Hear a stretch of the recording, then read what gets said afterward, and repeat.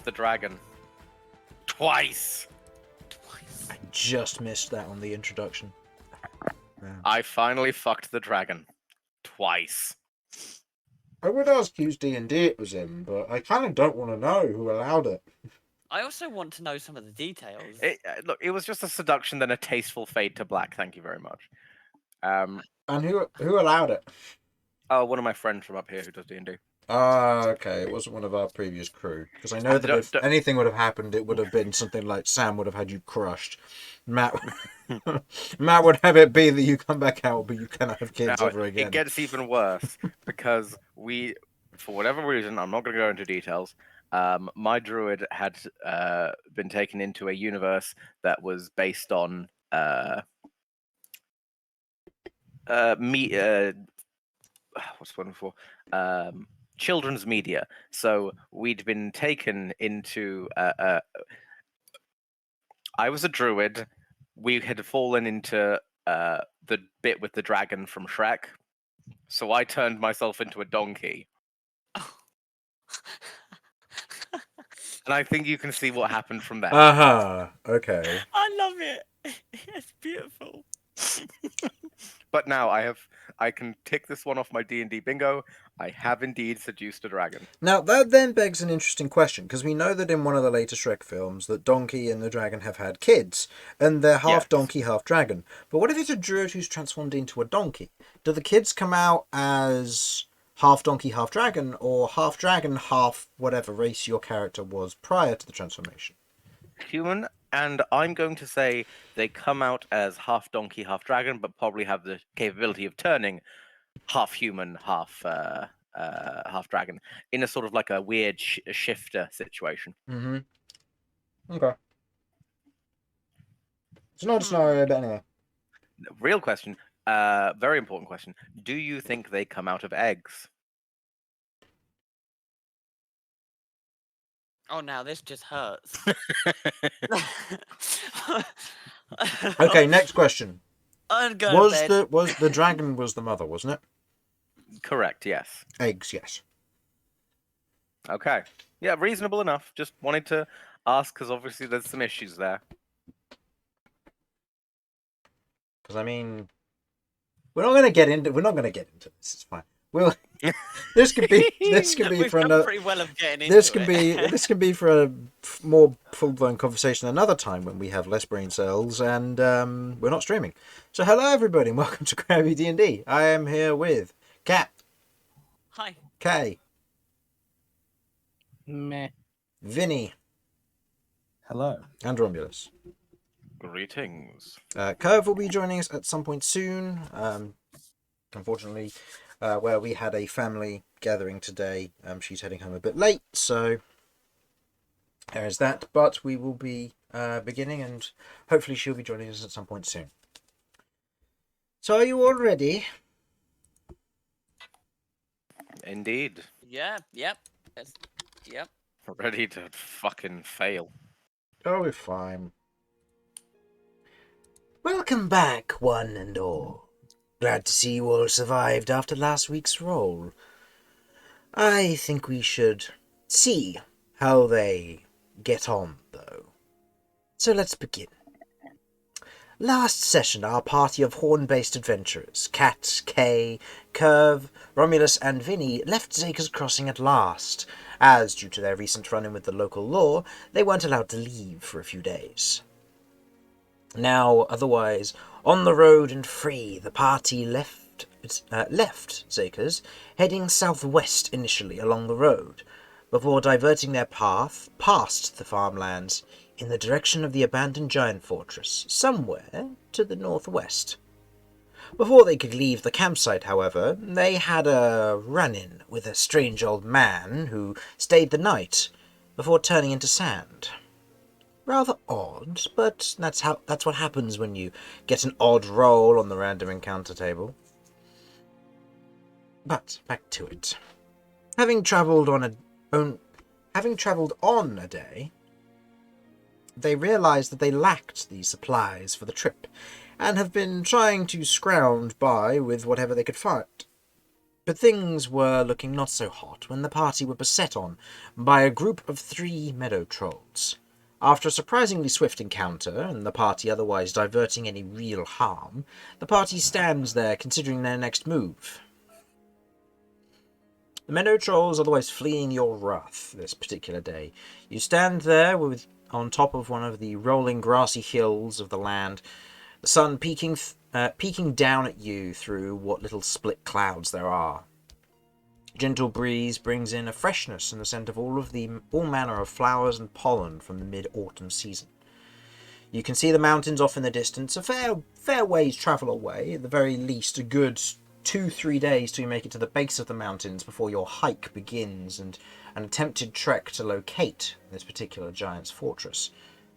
But you can see that the area around is fairly barren. There are the occasional bits of movement from what look to be various wild deer and other such creatures. You are aware that you are running low. You otherwise lack the rations to be able to really do anything currently. So it'll be up to you if you wish to do some further hunting or if you wish to press on.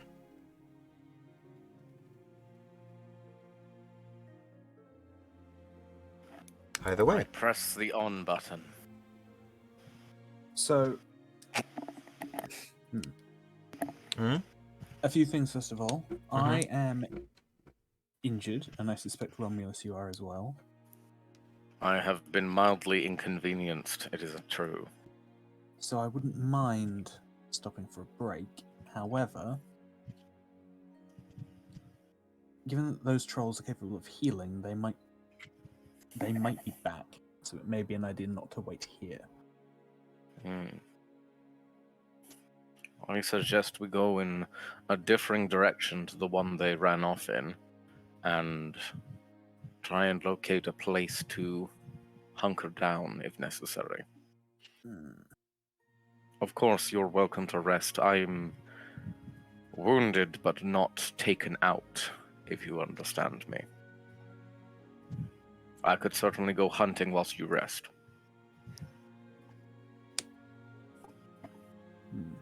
Yeah. The other thing is, if I'm not mistaken from last time, they looked as if they had eaten recently, right?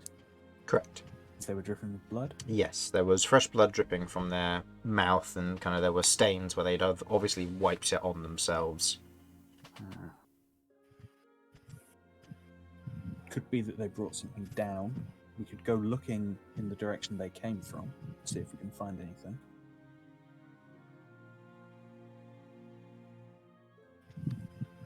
We could do. I mean, Kay come with them behind him, so I'm assuming Kay knows where they were.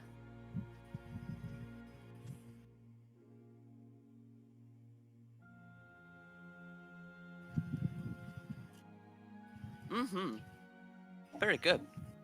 Which,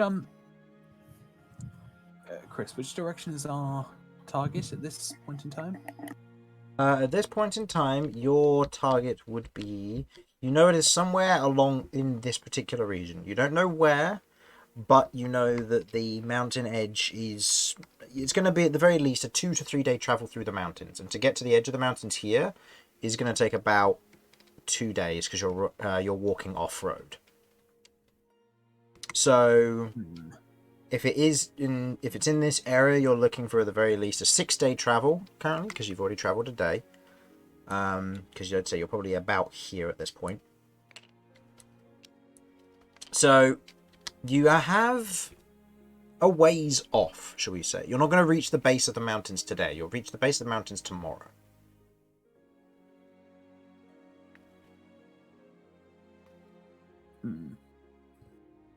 But in the direction that you're currently headed, where the trolls came from, granted you aren't necessarily particularly aware because it was such a sudden attack, but you could retrace the steps from what you know to try and get to whatever they had killed. But in this instance, it wouldn't be that far off track that it would throw you way off course. You have the mountains to guide you in that particular direction.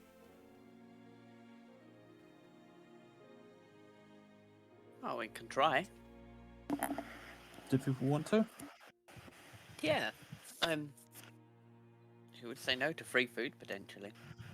Free food seems a good idea, considering everybody's lack of preparation. I blame my parent. I packed enough for me. You're the one who's out adventuring. I'm just here to make sure you don't die. No, she has a point in this case. You are a legal guardian. I don't think it's even really legal. Probably as close as it gets, Okay, though. fine, you're an illegal guardian. Thank You're you. still supposed to be taking responsibility. Well, normally I can forage enough for a cat and myself. It's the rest of you fuckers I'm concerned about. Hmm. Kay's a bottomless black hole. Literally. I'm not kidding.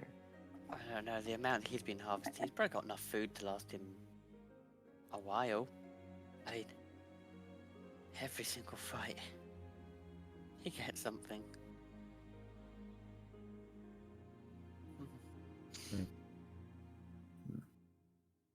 Obviously, you do note that Kate starts kind of wandering in the direction where the trolls came from. I guess we follow Kay. I suppose so then.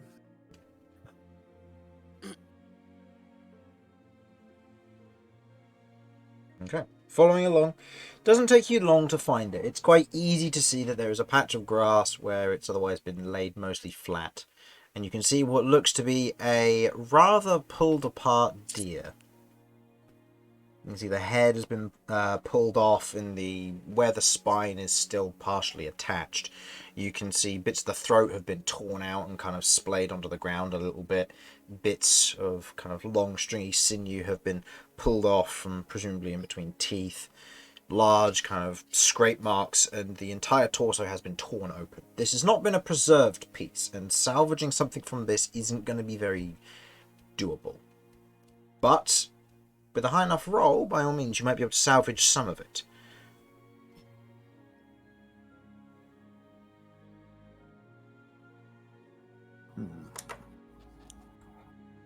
That looks a mess.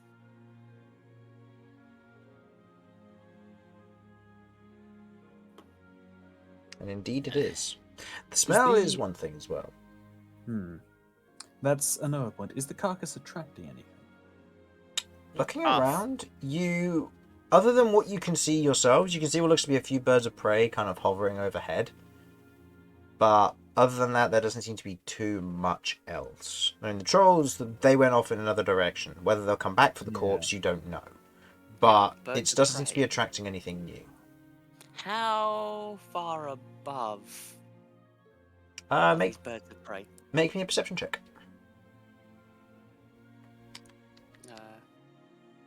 Oh right, yeah, the dice. Need to roll them. Yep. Jeez. Good to see you've made a dice tower.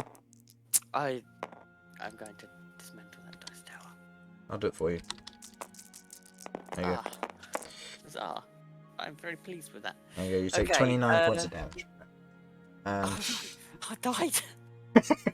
No, you're fine. Perception. Mhm. Yeah, it's a 6. I guess I could use Jeff for this. You can I do. could send him up. Yeah, I'm gonna send Jeff up and work out the height. Okay. You send Jeff up a little way. What's Jeff's AC? Hang on. Jeff. His AC is 12? Okay. As Jeff is otherwise flying up to kind of get a better look at this, one of the birds of prey kind of shifts a bit, but it's a bit difficult for you to tell. The distance is hard to read with that 6. As you suddenly watch as there's this showering of crystal as Jeff is hit by the bird of prey, the claw going straight into his throat, and Jeff is dead. Okay. That one that killed Jeff. Yeah. Is it within 90 foot of me? You don't know. Possibly. It's hard to tell. Yeah, I've got literally nothing better to do, so why not? I'm gonna magic missile it. Okay. Should I just go all out and do it second level? What's just the like what it range? This dead? is 120 foot. 120 foot. Okay. I'm going to roll a d20. And I'm going to see how many feet it is above you. Okay. You otherwise fire your magic missile up. And there's a moment where it keeps going up and up and up. And the bird, by the looks of it, whatever this bird of prey is continuing to come down at this point. The magic missile, go ahead and roll damage for it. 3d4. Or 3d4. And also go ahead and roll wild magic to see what happens. I cast this at second. Just to make sure it's good and dead. Okay, so that's 4d4. No, they're d6s. Oh, no, yeah. Oh, my days. You're losing it. Yeah. Alright, so that's 6. That's quite low damage. 6 plus 4 is 10 points of damage. Okay. And go ahead and roll your wild magic for me. And that'll be... You need to roll a 2 or lower and it will go off. No. So, seeing this, you place your hand outside chain area and otherwise shoot up. And as each of the missiles otherwise shoots up and kind of coils, you notice the bird continues to dive and then swoops and spreading its wings and beginning to move out as the magic missiles follow it. And you note that the distance at which they're following it seems as though it will hit as they'll hit.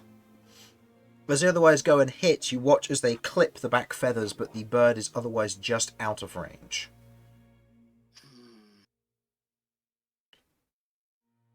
Next time. Next time. You hear a bird call from up above before it otherwise begins to fly off, and you note the other one leaves with it. Next time. Oh, I broke my Jeff. That's unfortunate. I love how the session before you were told to keep Jeff safe in case something were to happen with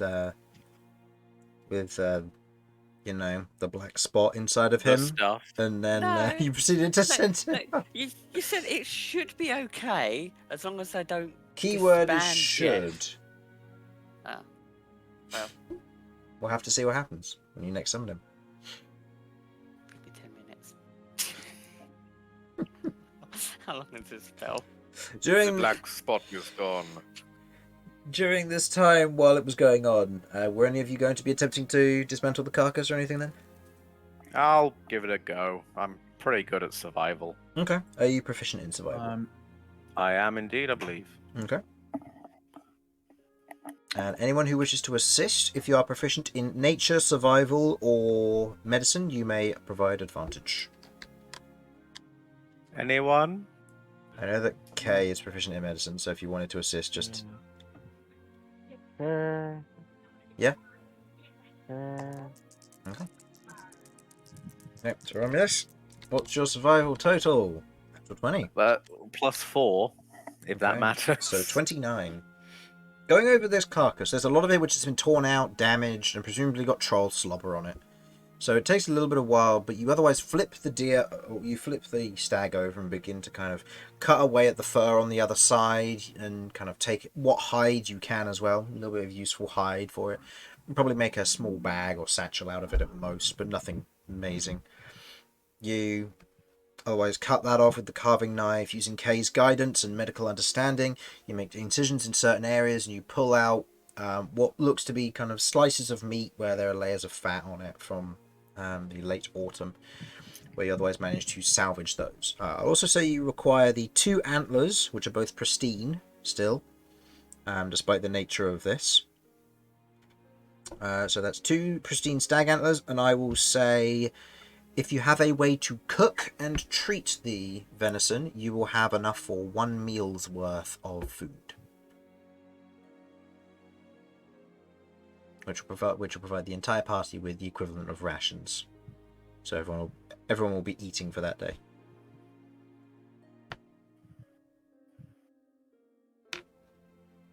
But that will require cooking and some time to do so. I will gather up my various goods. Can I have a list of items I get other than meat? I'll say square foot of hide, and 2 pristine stag antlers. Oh, ho, ho. Excellent.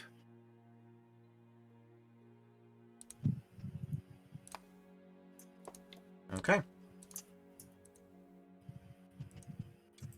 With that, what would be next?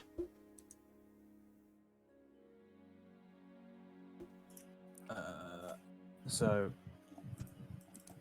that's enough food to cover us for today. If we can get somewhere to bunk down, I guess. Yeah. Indeed. You can find somewhere to cook it. So we should get back on the road then. Right? Probably best. Okay. And these antlers will make excellent cutlery. Noted.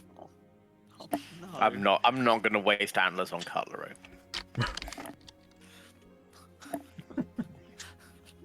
Perhaps a coat rack.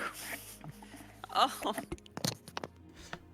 Okay. Or a back scratcher.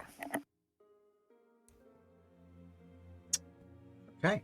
So you're continuing on the way that you're headed. I would like someone to make me a survival check and another person to make me a perception check, please.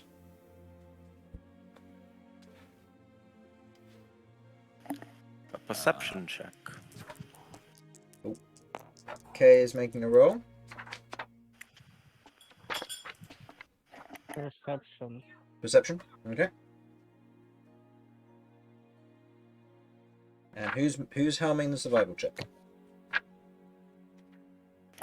It's kind of my thing. Go ahead. yeah, my I mean, I'd be happy to do it, but What's your plus? also 2. Fair enough. Survive, please. 19. Also 19. Okay. With the two of you, otherwise keeping an eye out and helming the survival, you're beginning to notice as you're heading in this particular direction, a few will look to be dark clouds overhead, otherwise rolling over the horizon. There are a few other animals which are keeping their distance from you and kind of scattering. You're not necessarily being quiet in aid of expediency. To go quietly would mean that you would be taking your time and most likely result in some difficulty, and would result in some difficulties food-wise. So you keep heading on your current pace. Doesn't take long, but Kay, you notice as it is beginning to get dark, the sun is setting on the horizon, and you can see kind of the long, drawn-out shadows of the night beginning to set in. You otherwise see what looks to be a village of some form up ahead. You can see what look to be 12 or so houses. Most of them are broken in some form or manner. The roofs have been mostly destroyed, covered in greenery, moss, mould and vines. It's an old village, destroyed and abandoned by the looks of it. You can see where there may have once been a rather nice, kind of quiet and small pavilion with a fountain in the centre. You can see a church off to one side, the bell no longer hanging in the bell tower. It's quite nice and quaint. You can see a few buildings that are a bit more sparsely separated, one that's further afield off to one side, but you can see this may have once been a lively place. You are a little ways off from it currently, all of you. There's a village over there. Oh. It's abandoned. Explain why it's not on the map. Wonder why it's abandoned.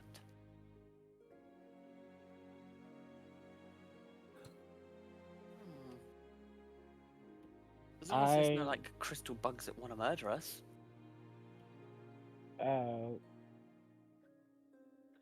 Besides for the few rats that have issues, I'm going to send my rats over to the village and make sure everything is okay. Okay. Yeah, is it close enough that we could get there before nightfall? Oh yeah, definitely. It's one of those things that the sun is setting and you're probably going to get there like a little bit before nightfall, so it would give you the opportunity to kind of do a little bit of exploration, maybe find a good place to sleep if you wanted to, or you can move on depending on what you find.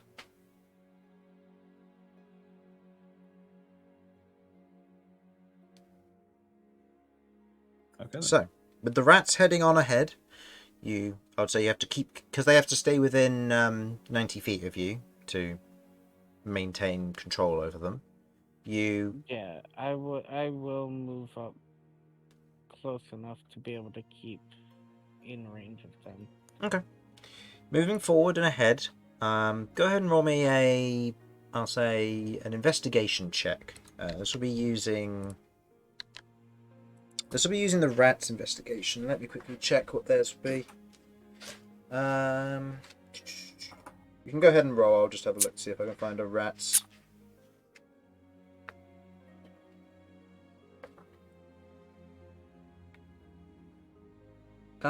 This will be with a -4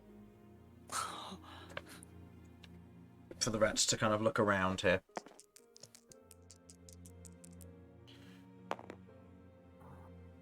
Okay. So 5. The rats move into the village, and from what information they bring back, it is definitely abandoned. There's nobody living here anymore. The number of the houses that they go into have broken roofs that have just been broken in. There's ruined furniture inside. There's everything. The houses are abandoned completely.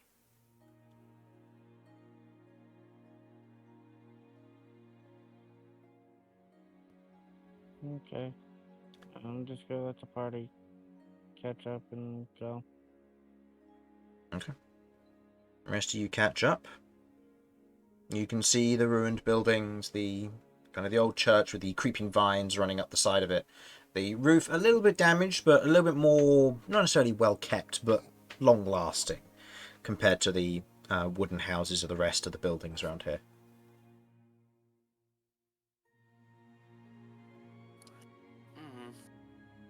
Okay, well, are we planning on going in there and looking for somewhere? This... It could be good, or it could be bad. It could be whatever it was that's chased people out is still there.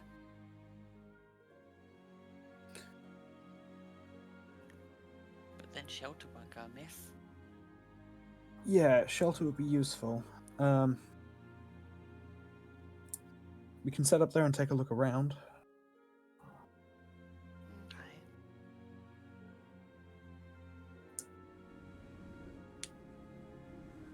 Sure. Then let's go and give it a check. Okay. Okay. Where will you be checking first? Should we have a look at the Church? You said the church was in a decent state. Yeah, the church by the looks of it is a little bit more long-standing, with the only building here really made of stone, and what looks to be a tin roof. It's lasted the weathering of time better than the others. Guess the church then. Might also be the best place to be if any ghosts show up. Ghosts. I don't know. I have no idea. It's a dead city. Dead village. There could be ghosts.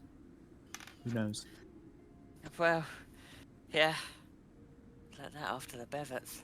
Okay, let's go to the church and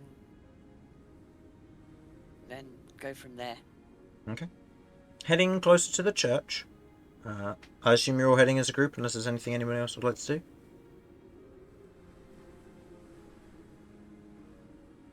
Yeah, we're all going. Okay. Yeah, we'll Yes, go in first. I'm good to go with it. Okay.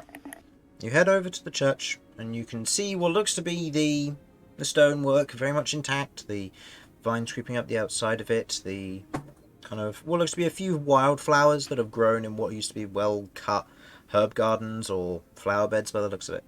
The wooden doors are closed shut, and you can see what looks to be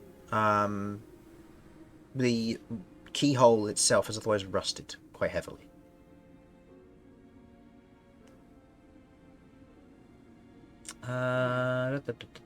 With passive investigation, Cat.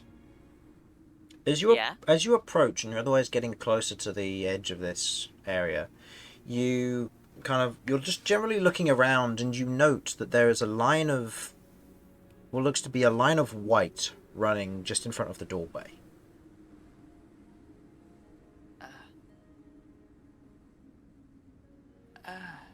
Gonna look closer at it. What is it? Roll me a nature or medicine check of your choice. Oh dear. What am I good at here? Alright, nature it is. Yeah. And is there anything you wish to do to try and identify what it is? Or is it just looking at it? I'm going to look at it, maybe sort of touch the edge of it with my fingertip. And Okay. see. Is it powdery? It's +7, so that's 19. 19? It's powdery. As you otherwise kind of kneel down as best you can, kind of have a look at it, you kind of move your finger across the edge of it, and it's granular. Almost like that of sand. Kind of just running along, just in front of the seam where the door would be.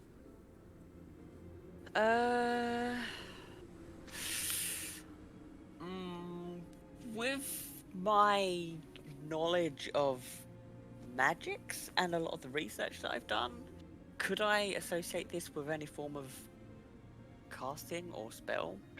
Go ahead and roll me a religion check. Oh, good God. What's my religion? Where even is that? Oh, down there. That's +4. Still not bad. Okay.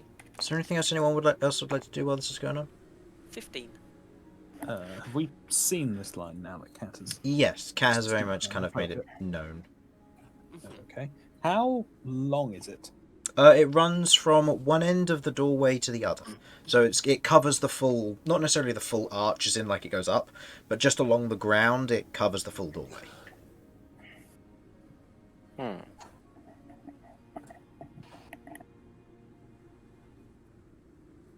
Kay is going to see if he can pick up any weird smells. Okay.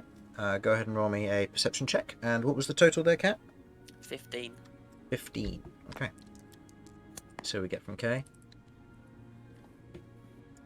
I'll say with the fresh air and the kind of the mid-autumn flowers very much in bloom around this area with how overgrown it is, it's hard to pick up on any particular strange smells. But for you, Cat, looking at this, you identify that this, having a look at it and kind of getting an understanding of rituals and castings, you know that in some spells there are various components that are necessary for the casting of said spells. Some spells, depending on the nature of their casting and their purpose, involve the use of particular materials based on a creature type. In this instance, you gather that this is quite possibly a line of salt. Salt, from what you would understand with that kind of role, is used to ward off a number of different kinds of creatures. One of which that very much pings in your mind, as it was mentioned by Vinny, is ghosts. Okay. Well, there's a line of salt, and it's just a feeling, kind of from what I know. It does ward off ghosts. I mean, that's not the only thing it wards off, but maybe you're correct. Maybe the church is the safest place to be.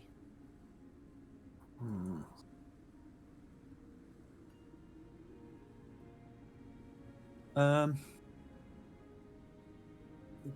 line of salt that would have to be fresh, right? From the looks of Dissolves it, in water. the looks of it must be, yeah.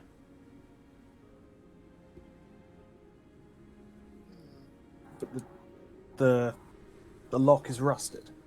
By the looks of it, yeah. Does it look like it is openable? Do you wish to test it?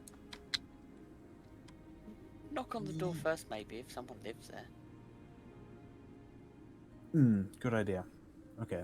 But being careful to not disrupt the line, I'm going to knock first. Okay. You knock on the door. You can hear it kind of echo on the interior from out here. Doesn't seem to be any movement or sound from the interior. There's no calls, cries, or anything.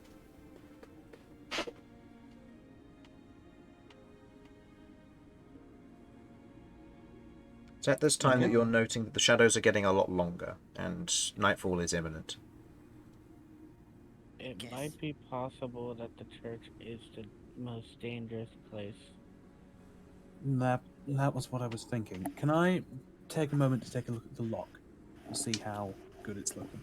Go ahead and make me an investigation check. Also, I would like to go around and see if I can see any windows and see if they have any on it. Go for it. Go ahead and make me a perception check, please. Or investigation check, I'll let you choose this one. 10 for investigation. 10 for investigation. The lock is very clearly rusted. You can see that it is rusted. If it was previously locked, it's very much going to be an extremely difficult thing to open, and even the right key would probably not turn it. The tumblers have rusted with time. But you do know, as you're otherwise looking through, that there is no light coming from the interior. You can't see inside, even with your dark vision. Which means there's either a small thing covering the keyhole from the other side, or it's rusted so much and stuff's been jammed in, possibly either lockpicks or the key itself, that it won't open. You aren't entirely certain. And I'm going Has Oh, hold on. has anyone checked to see which direction the salt was poured from? It's very hard That to would tell. usually- I will say that in this instance, it's drawn in a line. It's extremely difficult to tell where it has been poured from. But if you're pouring it from a bag, as usually you would do with salt, it would. The momentum of it pouring out. Is the this a bag would plastic carry it slightly bag that would further. be from a modern world? No, I'm talking about a pouch of salt that would be Mhm. used to make a line of salt in a ritual. Because you're not going to just individually place down grains of sand. I or will grains of sand, say- grains of salt, aren't you? You can make a perception check, but this will be with disadvantage, and you won't be able to get aid on this in any way, Valid. as this is valid. going to be an extremely hard thing to check. What did you get, Kay? Okay, I got 23 on investigation. 23 on investigation. Okay, looking around the outside, you can see there are a number of what look to be windows that have been boarded up. They are boarded up from the inside, you note, and you can see what look to be a number of the previously, maybe once beautiful stained glass windows on two of them, and the rest of them just being glass windows with a metal frame. You can see that there is a line of salt on the ledge of each of these windows. But the line of salt is on the outside. On the outside, yes, very much so. Chris, I'm afraid it's only a 22. 22. It's hard to tell. It's a line of salt. It's a windy day. If it is recent, it's extremely hard to tell. In this instance, if it's been placed from the interior, then great. If it's been placed by somebody pouring it from the outside, again, equally very difficult to tell.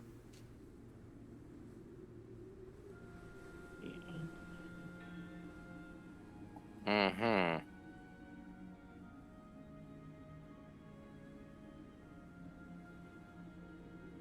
Is there anything anyone would like to do? So at this point, Kay, you make it back to the party, and it is beginning to get dark.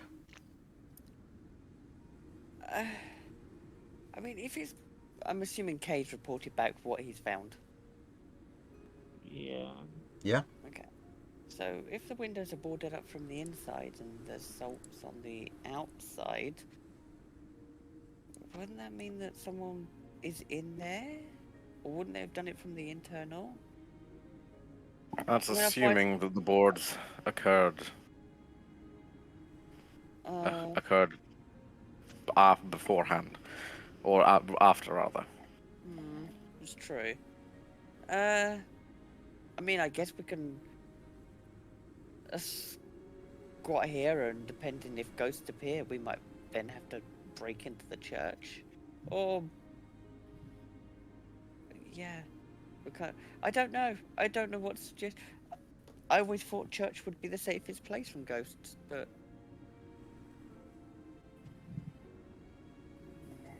I thought so, but maybe not. If it doesn't look like people are coming and going from this place, and the salt is all set up around the outside. which makes it look to me like they're trying to keep something in. Hmm. But if they're trying to keep something in, why board it up from the inside? Again, that's assuming that that's related to the circumstance. Hmm. Maybe they tried to keep it out, but it got in, so now they're keeping it in.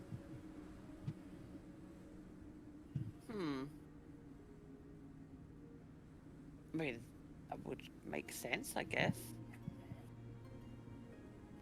I don't think going in there is a good idea. I don't Okay. think staying out here is a good idea either, though. So Do we where want to should pick we a go? house and try and get there, or do we want to just leg it and see and get a ways away? I can't say I'm a fan of this town. There's a lot of uncertainty in where it's approaching night. That's when we're most vulnerable. Yeah, it's getting dark, but we should be able to put this place decently far behind us if we get a move on.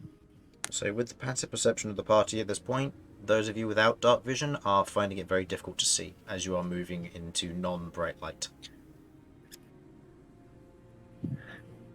I do not have dark vision yet, I don't believe. I don't, because Jeff went kapoof. Right, we need to make a decision then. Find a house, or run, or break into the church. The church seems dangerous, but it would be the obvious choice outside of what we've seen so far. I suggest we find a nearby house. That way, if something does come after us, we can try and get in here and hope to hell there isn't something terrible or something worse than what's chasing us. Does that sound reasonable? That plan sounds like a plan. Excellent. I would also suggest that we, if possible, surround ourselves in a salt circle, since someone seems to think that does something here. How much salt do we have? I did buy salt. I don't know how much salt. Let me see here. It was just it was combined with my various ingredients, so it's not got an exact amount. No. So in this instance, you have enough salt that you'd be able to season a few dishes, but you don't have a lot of salt that you'd be able to do this level of effect. Plus, from what Kat's understood, this is part of a casting of a spell, so you don't know if this means that the salt is imbued with anything. You have no idea. While we've been fanning around debating this, can I have cast Detect Magic? Yeah, sure. Okay. Is this are you casting as an action or ritual casting? It would be in ritual, so... Okay. In which case, I'll say you have about a minute left on your ritual cast. Okay. Alright. As soon as that goes off, I'm going to see, sort of like, break down the magic a little bit from what I can make of it. If there is magic. If we're gonna be close by, what I would like to do is I would like to go to any of the windows that may have a small spot where I can see inside of it. Okay. And use my spyglass to put an orb at a spot where I could possibly see inside. Okay. And I want to also... first, I'm gonna do that. I want if I can see inside, I want to use the spyglass to try and get an orb inside. Okay. I will say go ahead and make me a... I'm going to say this is just going to be a perception check to see if you can... Because this will be a manner of finessing the orb through a gap, potentially, based on what you can see with the spyglass. So this will be a difficult thing to see. Total?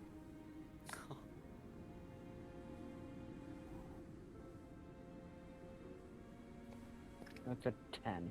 10. It will take you a little bit but you are certain you'll be able to do this. It's just going to take it's going to take a little bit of time. Alright, I will inform people so they can make Okay. sure nothing happens, or let them know that I am doing this. Okay.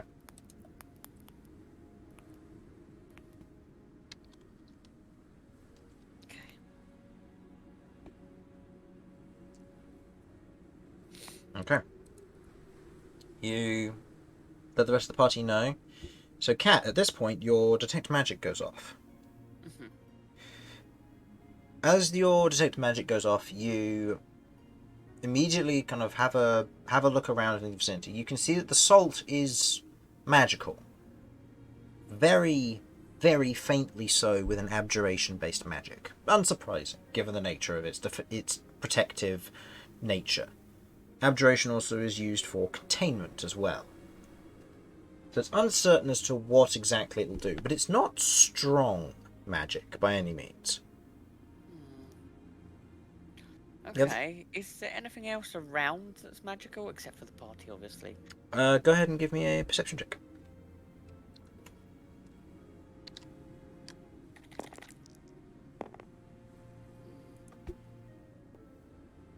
My perception is... so that'd be a 10. 10. Looking around, you see what looks to be very little around the area. There isn't anything barred as general residual magic in this particular area. But you do begin to note that there are almost flares of magic here and there around the village now. It's nighttime and you can't see well, but you can almost see like these puffs of magic that then dissipate. Okay, I will report that back to the party. So, the barrier, or the salt thing, is a very low magic. It's a very weak magic. But there are puffs of magic appearing and disappearing in the village. Town. That's not good. Right. Looks like it's time for us to determine, do we try and brave whatever puffs of magic are in the town, or do we try and get inside the church? I think depends on what case he's inside, we may end up having to go in the church. Alright. Well, in the meantime, I'm going to keep an eye out for any weird stuff. Roll me a perception Yes, check. well, I As don't it's really want. getting dark, I'll activate my horn. I'll say glimmer. Okay, so Romulus, you're not doing this with disadvantage because Glimmer is active. Okay, well, it's still a 6.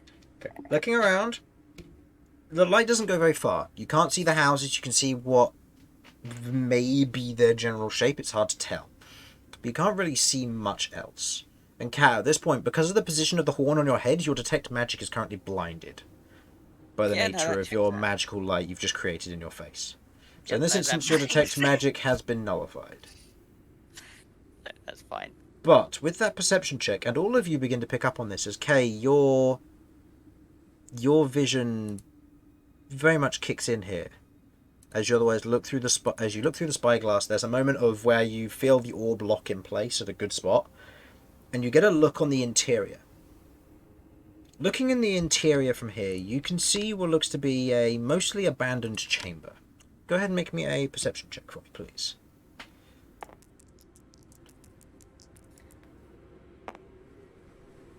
Good. As you're otherwise looking through the orb, kind of getting a general look around the chamber, you see that it is otherwise... It may have once been a wonderful chapel. You can see an altar where there was once previously quite possibly some form of drape that went over it, and various tools and symbols, maybe books. But you can see that there is only a singular symbol that otherwise resides on the main stone altar itself. You can see that the symbol is that of a 10-pointed star sunburst with a bell in the center of it. You then look around the rest of the room and you begin to note that the pews have been shifted in a few places. They've been moved around and their time has taken a few of them. It's taking a little bit of time to take this in. We'll get to the rest of that in a moment. The rest of the party at this point, Romulus, as you're keeping a perception check out, there is a moment where, as you're kind of watching and waiting, go ahead and make me a dexterity saving throw, please. I don't suppose I see it coming by any You means. do, because you are keeping your eye out. You would have danger sense, so this will be advantage on this. And Kat, I would also like you to make me a perception check, please. Or not perception check, dexterity save, please. Dexterity save, that is a 16 plus 2, so 18. Okay. Save is a 14. 14. Both of you succeed. As you're both kind of there, Kat, your light is blinding you from the detect magic. Do you drop it? Yeah or no? Yes, I do. Okay. With that, you will not have disadvantage on this, I will now realise, as what looks to be a pot comes flying towards you, Kat, and what looks to be a series of spoons and cutlery comes flying towards you, Romulus. As they both clatter into the side of the church, as you otherwise duck out of the way of these, the rest of you hear this and know what's going on. Kay, you are currently looking on the interior, and you see, as you're otherwise looking about, there is a sudden moment as this sound goes off. You watch as there's this flare of what looks to be blue magic, which then fades, and you can see what looks to be the outline of somebody standing there in the church, just on their own. Without any proper real dark vision, you aren't able to really tell what's going on, but the individual is standing there with what looks to be something in their hand, a weapon, quite possibly.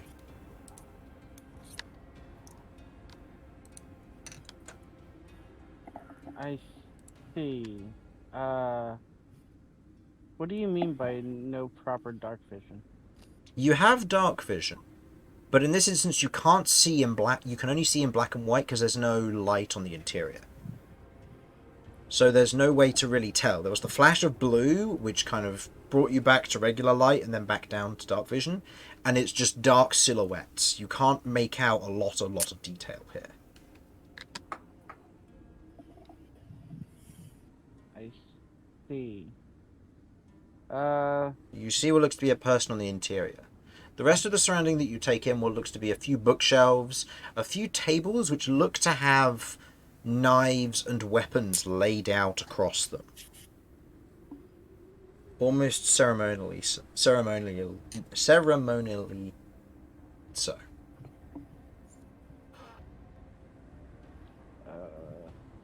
I'm going to walk back around to the rest of the party.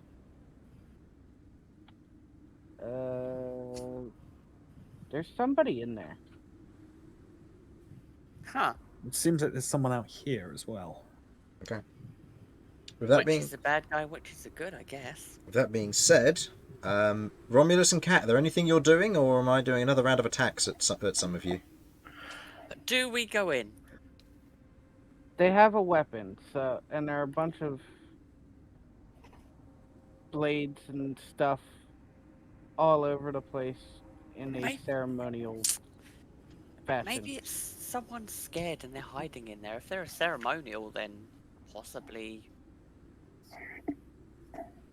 Okay. I would like a dexterity saving throw from the entire party at this point.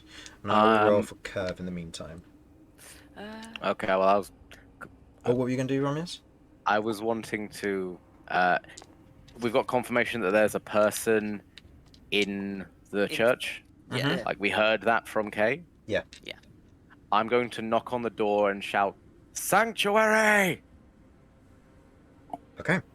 It might work. You never fucking know. Never know. I would like dexterity saving throws from everybody, please. That's fair enough. Just wanted to make sure I got that in before we started. Yep. Okay. From Kirv, that was a natural 5. So I think that's a failure from Kirv. 19. 19, that's a success. Vinny? 18. Okay, success on Cat. Vinny? 25. 25, success. And Kay? 20. 20, success. So Kirv is the only one who fails with 7. And she takes...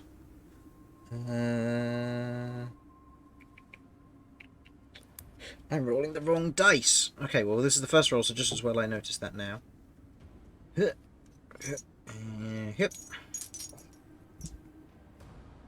That was so much worse. She takes 15 points of force damage. As you watch as the rest of you, as stuff comes flying towards you, as you haven't taken a short rest prior to this, as you're all standing there, kind of dodging out the way, these all manner of like kitchen items, chairs, stools, pots, pans, knives, forks come flying at you from just all manner of objects. But notably, one stone lifts up from nearby and hits Kirv in the temple to the side of on the side of her head, knocking her to one side, to which she is very much dazed and kind of holding her head in agony at this point. As she suffers this 15 points of damage. You see no attacker.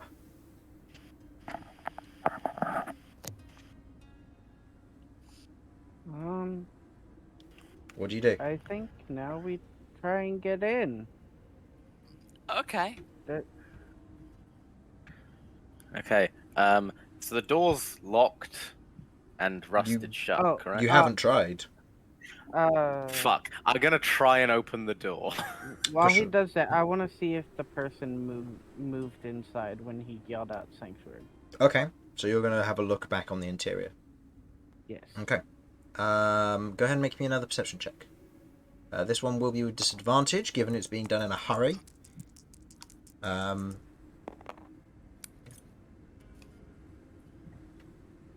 11.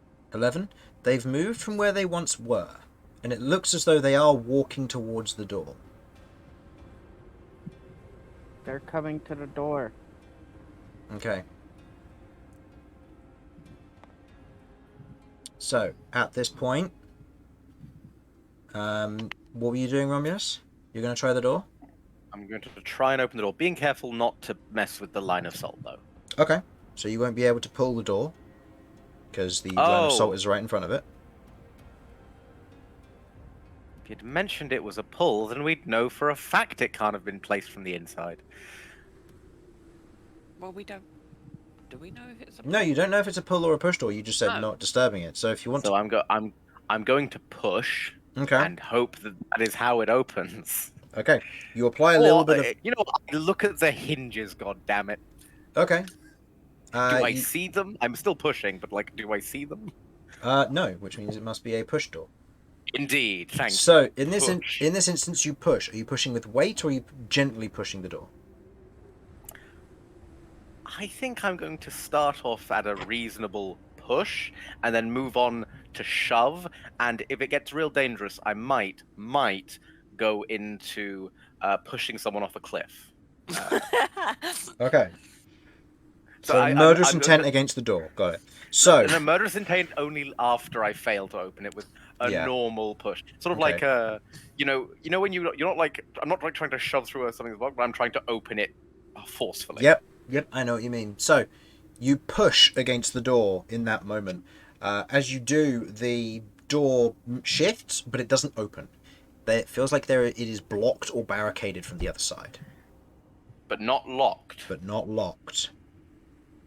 All right then. Big Minotaur, go shove. Okay, roll me an athletics check. You may do this now, or I may make another round of attacks. You will lose your danger sense if you perform the athletics check now. It's more important to get this open to try and save as many people from as many hits as possible. Okay. Notably, Kirv has 9 hit points currently because of that 15 damage hit. So holy shit! Cat knows that Cychania is really good with doors, so can I help? I'll say Cychania make an attack roll, and Romulus go ahead and make me an athletics check.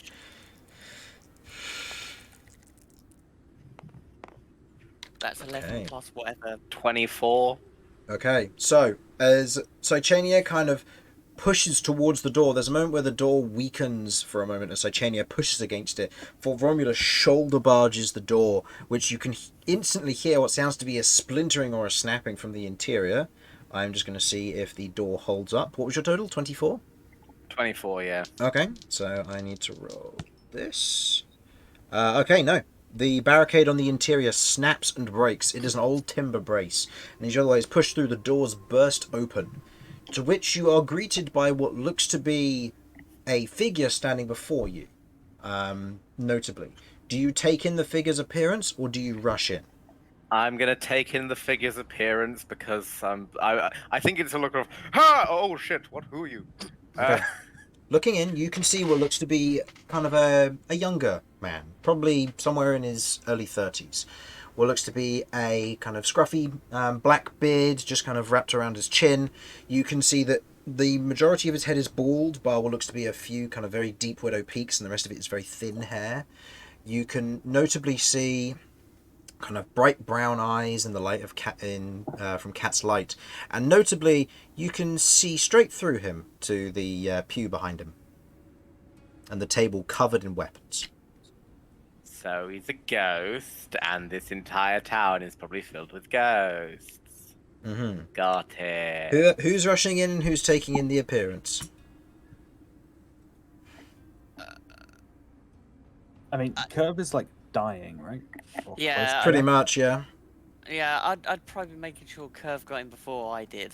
Okay. Yeah, I'll make sure I go in with her. So Okay. that she isn't stuck in alone. Okay, so Kirv heads in first. Okay. This is going to be interesting.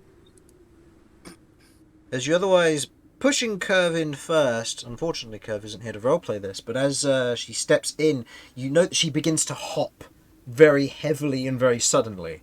As a tiefling from hell, this is not a good place to be for her. Oh, yeah. Okay, that doesn't necessarily mean anything. Yeah, sure it doesn't. So, she heads in, and Tieflings otherwise... don't take damage. No, she's in not taking churches. damage. She's not going to take damage, but...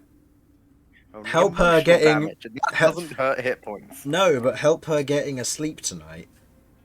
Okay, but if this place is bad for devils, then it's probably bad for ghosts as well. Unless they're priest ghosts, which are holy by definition, probably. Okay. Maybe. Look, I'm Let's hoping figure here. something out with the priest ghost. So, Kirv He is hasn't headed in. thrown anything at us. Kirv is headed in. Yeah. What about the rest of you? Are you moving I in, was also or going in with her. you're also going in with Kirv? Okay. Once I'm done taking in the ghost figure, I'm going to wait for everyone else to come through, then close and bar the fucking doors behind us. Okay. I was going to say, is whatever anybody else was- taking in the figure? I will, You will. as I'm walking in. Or you either take in the figure or you rush in. It's your choice. Oh, right. Yeah, I'll take in the figure. Okay. And anybody else? Okay. Like, Yeah, I was gonna take in their figure. Okay. Yeah. nice. Okay. What was the roll for, Cat? Oh, I just assumed that we were doing a perception. Oh, okay. Then I realised. Oh, so yeah. Doing a perception. In this instance, I'll say the perception is free. You can tell Okay. the individual is a ghost. They are spectral to the majority of their extent. You can see what looks to be an apron that's over top of them, with it looks to be a series of tools in front of them, and in their hand they hold what looks to be kind of this slightly more solid but still transparent hammer. As the individual very much kind of looks at all of you, as a few of you rush in, they kind of step to one side, taken in slightly, before looking at the rest of you and kind of going, "Well, come on in then." I would like Kay, Cat, and Romulus to go ahead and roll me a dexterity saving throw against the remainder of the attacks from outside. Of course, and I presume no danger. sense. No danger sense in this instance? No, because you're looking away. Okay, 18. Okay, that's 11. 11. I didn't mean to roll two, but Yeah, we'll take the left one as per rule. That's right. So, Kay and Cat, you succeed. Romulus, you do not. So, Romulus, you take 12 points of force damage as you feel this heavy pot pang, whack into the back of your head as you kind of stumble forward across the salt. A number of knives come flying towards you and hit what looks to be almost this illusory barrier as they otherwise clatter off. There's a moment when you're standing on the interior and looking out, as those of you who have rushed in kind of turned around and look back, and those of you who have now crossed the back threshold look back, you can see what looks to be spectral forms kind of moving and floating there, and you can see that they're kind of pointing at these objects which are now floating in the air around them, before they begin to kind of look towards you, kind of their pulled faces, kind of mouth pulled wide open, kind of gaping void of a mouth, and sunken hollow eyes. They otherwise look at you, kind of the hair floating up and away from them, before they kind of spin and they begin to float back to the houses, which you can now see are alight with what looks to be about 40 or so of these creatures. God, I'm glad we didn't go in one of the houses. But notably, you couldn't see them when you were outside, yet they were incredibly close to all of you.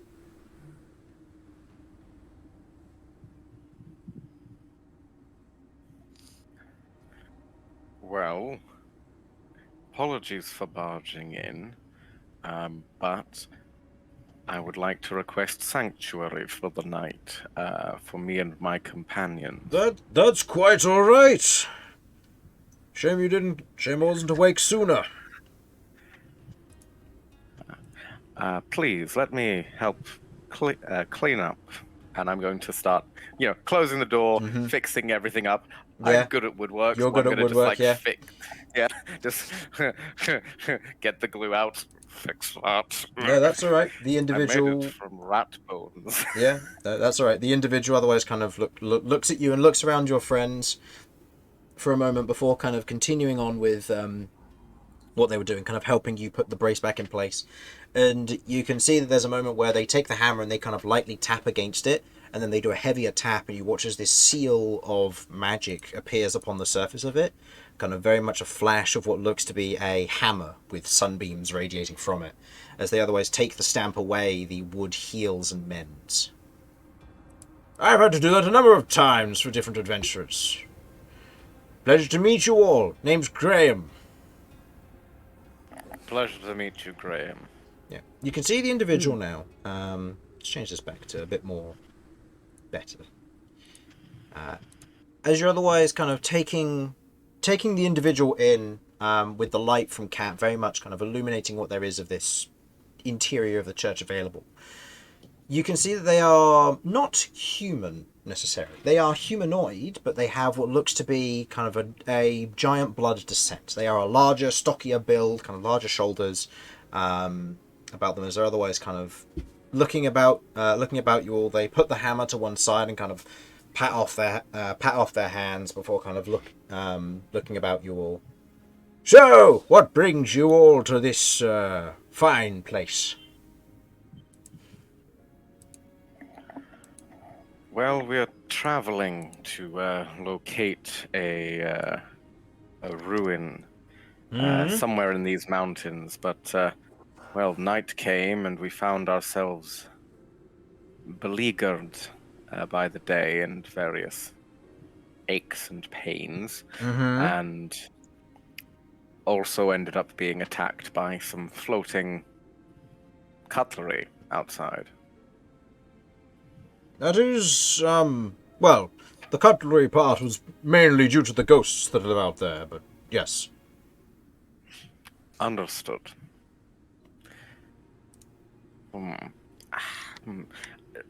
Is it all... You said you've dealt with other adventures in the past. Yes. Presumably they also had a run-in with the ghosts. Most of the time, yes. Some of them sought sanctuary prior to my showing up. All right. You watch as he otherwise kind of turns and walks over to what looks to be kind of this large kind of fire hearth area. But you note that the stones have seemingly been partially rebuilt into the structure of what I would say, Romulus, you recognize as a blacksmith's forge. Oh. Love it. You're a blacksmith. I am. Been a blacksmith for many years now.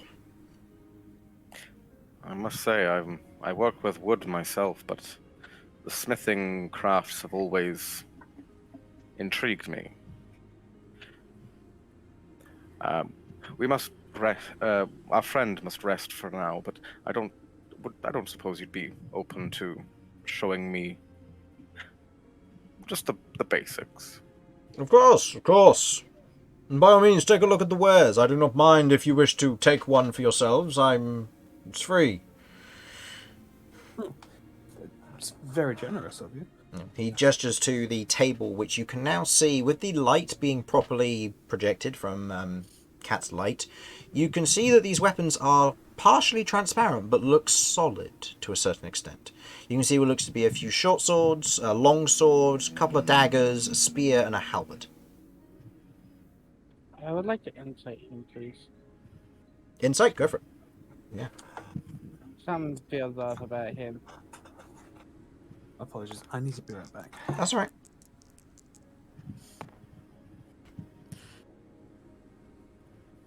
Cat's gonna go over and be like 14. 14. You can't sense any ill intent from him. He would be transparent, so to say. But in this instance, yeah, there's not really any ill intent. He's let you in sanctuary-wise just into this place. And the magic, from what you can now tell, seems to have been keeping the ghosts on the outside out, as opposed to keeping him in. So, Can you're not entirely I sure. eat one? One of the weapons? Yes. I wouldn't recommend it, but you can try, I suppose. Is this like a magic trick or a skill, or? I would believe that Kay is capable of eating one of your weapons. I hope not, because they seem to be well made and fine craftsmanship, but I certainly believe it's possible. Okay. I'm just gonna take a look around at any of them and see if any of them like call out to me, I guess you could say. Well, they all look the same, like solid but slightly transparent, short swords, long swords, daggers, spear, and halberd.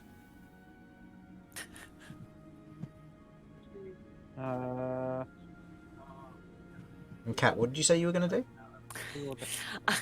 I'm gonna try and take a role model for Romulus. How heavy are these halberd and spear? Okay. Just pretend to be him. You lift up the halberd. It is weightless. And you are able to move this around without worrying. To which, Romulus, you watch as Cat just lifts this halberd with surprising ill proficiency, but swinging it around like a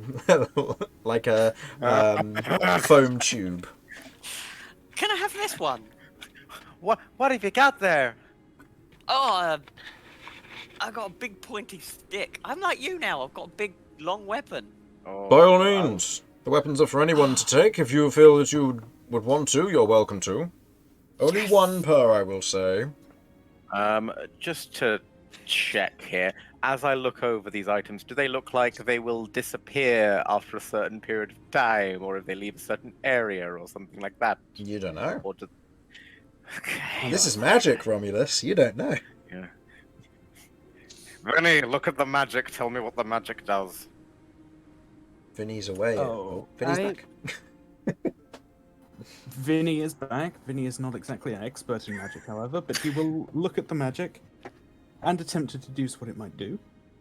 Make me an Arcana check. I think you will get just as much of a chance at this as Romulus as he would have. He does magic. No. Out of interest, what is Romulus's Arcana? +1. My Arcana, yeah. I am gonna inspect my -1. halberd. Okay, I'm +0 then, so. Yeah.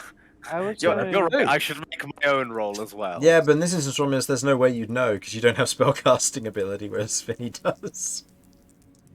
Maybe Yeah, I no, learned. no, You don't know. Okay.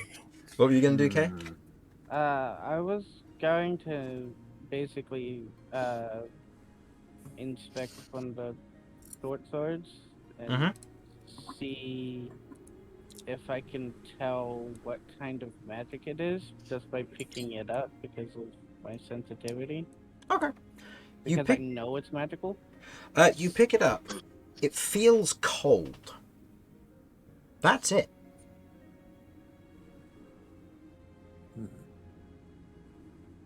Well, on closer inspection, Romulus, I have deduced that the magic here appears to be made out of magic. Intriguing. And I'll say, Kat, you also feel that the weapon is cold to the touch. Kirv is otherwise at this point squatting on top of one of the pews, just trying to brace for what its burning hooves slightly, but less so. What are these? Ah, these are ghost steel weapons. Made them here myself. Ghost steel. Ghost steel. Never heard of Ghostel. Made it myself. Never heard of Sorry, ghost wouldn't that be steel. Ghostel? Ghostel rather than S-T- EEL. S-T-E-E-L. I think it's just because I was Ah. speaking quickly. Ah, Right. So, I can try and Where show does- you how to make this if you want, Minotaur Man, but you'd have to be dead to do it. well, you'll never know what'll happen. That is very true. Well, I mean, is the skill set applicable to normal metals, or Sort of. well, might as well give it a look then. Like I said, it's an interesting craft. do these Also, work can during I- the day? Pardon? Do these work during the day? Of course. Am I? Could I just take a wild guess and assume that they work on hitting both ghosts and spirits and things and normal? No, not normal. I don't want to say normal. Living creatures. Yes, they are. They're also Alright. specially designed and dedicated to Maverick, if you're aware of the name. Is that what the symbol means? I seem to remember some mention of one of those one-eyed fellows, but that's about it. And what was it you said, Kay?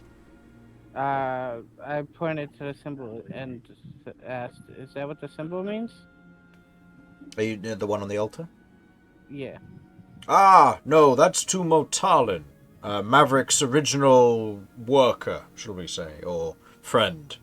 Maverick has since split off from that, but is still devoted to the light the same as Maverick is. Maverick is a smith, a creator of radiant ore and similar materials. Been devoted to them for years, but in recent times, creating has been difficult, but I've learned to make these ghost steel through Maverick's aid, and with them being dedicated to such, they will be more effective against particular kinds of creatures. Notably the ones who took this place. So, Very well. Would you mind? What? Is there a great sword around? No, the most two-handed weapon there is a halberd. Halberd. and I'm flailing that okay. round like a nut job Yeah. by the door. So, just to double check, you mentioned you have to be dead to make this material, right? Yes. So that means you do know. Of course. I don't have to build up to breaking the news. No, of course not. No, I know cool. full well that I died. I died 7 full moons ago. We're talking the big one, not the small one. The big one. Is that the yearly moon? That's the yearly moon, yeah. Oh, right. Oh, okay. I didn't want to be awkward. I also thought it was probably more polite to just treat you as the person you are rather than... It's respected. It's better than a few of the other reactions I've had in the past, where individuals have run off with the weapons screaming and then attacked by the ghosts outside. But, you know, Oh, that's... or those who I mean, try a to shame. dispel me, it's even more inconvenient. I can't work for several days. Oh, that Did does anyone sound attack you? unpleasant. Yeah, several have attacked me. I usually have to try and explain the situation or banish them out of this place. Hmm. Yeah. Now, there's one thing I'm really curious about. Mm-hmm. Do you think your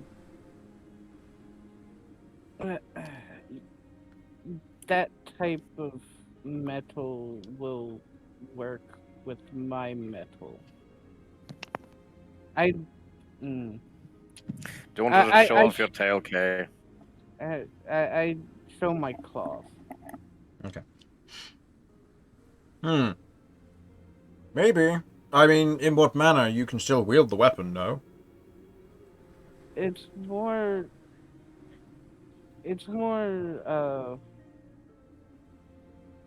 I wanted to try and adapt it to mine. Right, and what's your metal? Living metal. There might be a problem with living and ghost steel. There might be a problem, but I'm no metal scientist. I'm a blacksmith. Damn it, Is that the Jim. same I'm thing? a doctor, not a metal scientist. I'm a scientist, but not a metal scientist. Just hypothetically, if Kay were to die and come back as a ghost, would that work? Yes. So, I mean, you'd have assurances afterwards if you did manage to incorporate it somehow. I don't know. Out of curiosity, like, holding this and trying to get my metal to like, I don't know, like touch it or like envelop a little bit of the steel itself. Does it feel like anything weird happens? I guess with as much as you can control the living metal to kind of envelop the weapon as best you can, it feels like you're holding a physical object, much like it would be if it were a stick or a stone. It doesn't have any particularly strange properties. It feels solid enough. It doesn't sink into it or anything. It doesn't diffuse through it strangely. It's just solid. It's more like, does it feel like the metal my metal could possibly absorb it, type of thing? Like, try and take the basically I want to see if I can make my metal look all spooky like. Okay. It's more trying to roll adapt the would this metal be? to like that. Go ahead and just roll me a general d20 check here. Just to see how things go.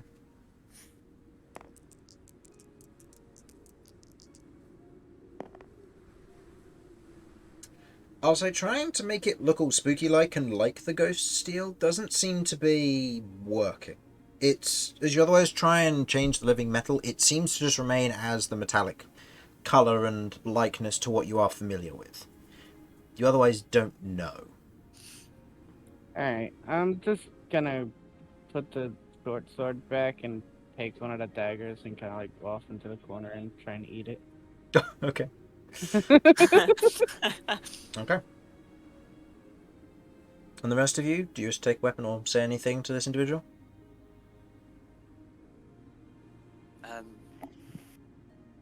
I do have questions for him when I'm done. Okay. Yeah.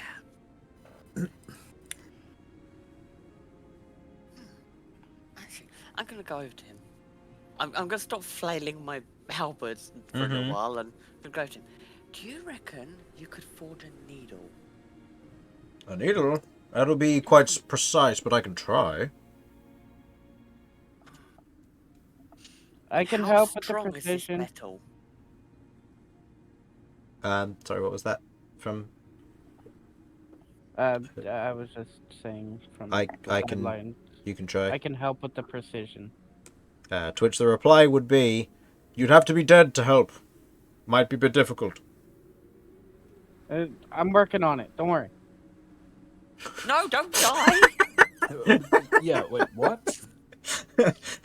Just starts inserting dagger into stomach. This'll work. Someone take that from him. Okay. What did you say, Kat? I can't remember. I was asking about the needle. If you could make a needle. Is it? How strong is the metal? He otherwise takes the halberd from you and just kind of whacks it against the stone several times, and just kind of lifts it up. No damage. If you could make a needle, that'd be amazing. Sure, I'll do my best. Can't promise anything, but I can try. Well, nothing ventured, nothing gained. My name's Kat, by the way. Ah, pleasure to meet you. Graham, if I hadn't already said. Yes. Apologies, Graham. I forgot to say Romulus. Ah, pleasure.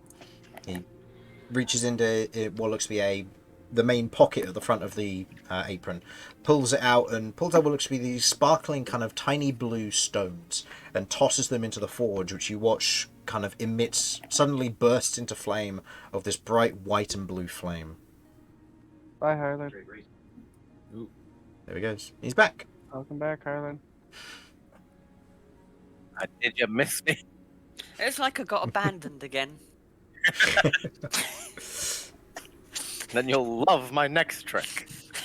Oh, welcome. Go get the milk. Nah, I'm back. No. I'll try and make a needle as best I can. Can't promise anything. Quite fine craft, but I'll do my best. Thank you. I appreciate it. I'm gonna go back over and carry on flailing with my new weapon of choice. Pretty horrific with it, but great. I will say at this point, Kirv is going to try and benefit from a short rest, just to try and gain some hit points back, because she's having a rough day. I'm going to do the same. I think I'm going to be watching Graham, but other than that, I'm going to be doing the same. Ooh, I'll also pop a second wind before I do that. Rough rolls from Rebecca's ones. Actually, I'm gonna go into a corner. Yeah, that's not great for her. Okay.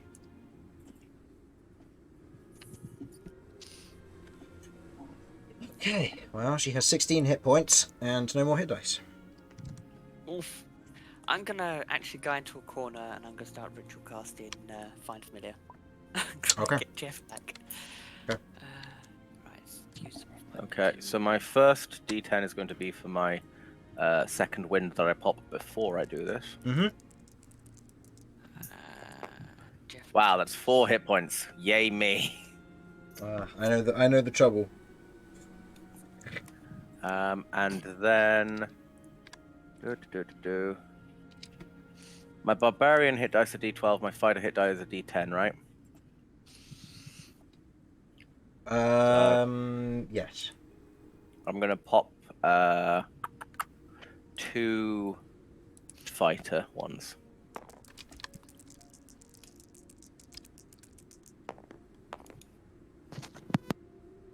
So 13 plus 8. And I will also, if you're right with this, cook some food for people. Yeah, that'll be fine. In order to give myself an additional extra D8 actually. Cooking food wise, do you have wood to cook with? Do I have fucking wood? Let's have a look. See.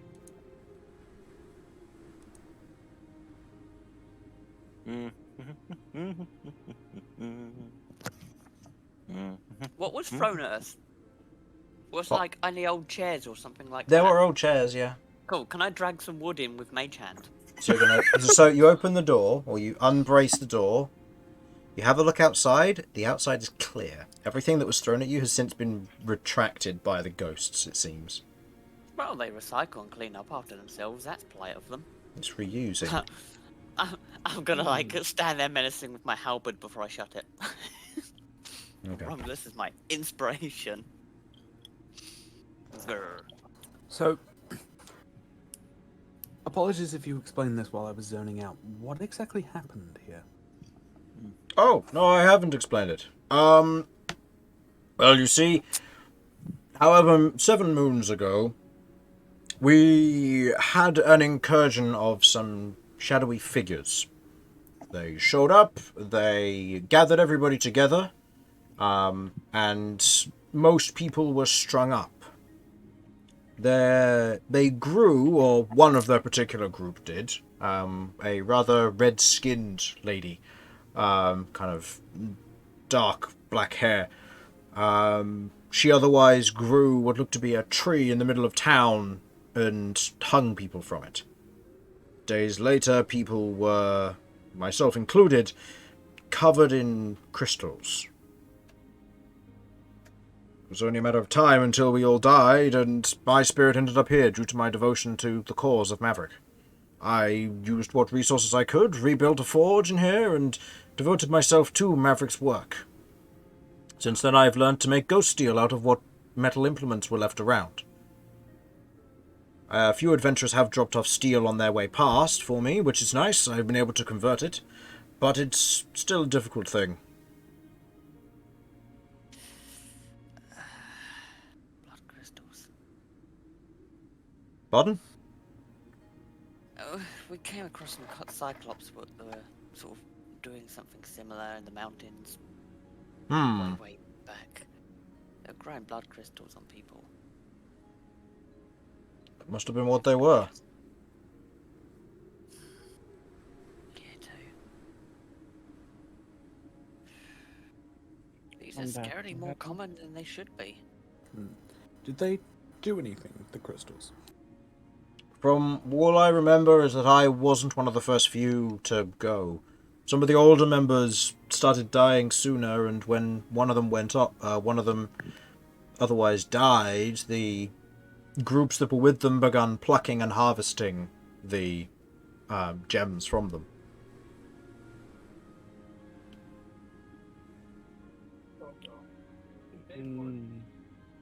Most likely because their constitution was lower. Because of being older. Possibly. That's how those crystals work. Ah, oh. Then yes. All I know is that I wasn't one of the first few to go, but it was uncomfortable. It didn't hurt all that much, but it was uncomfortable. They were very inconvenient, but being strung up there, you starved. They gave you what little water that they needed to, and they gave you scraps of food just to keep you going. They had no intention of keeping us around.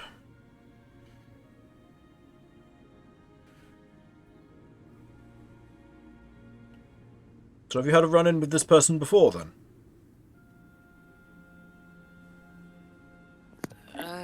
Not necessarily the specific individual, I don't think, but... The Cyclopses said they were working for someone, though, right? They were most likely working for her, yes. Fair enough. So it's still going on today, then?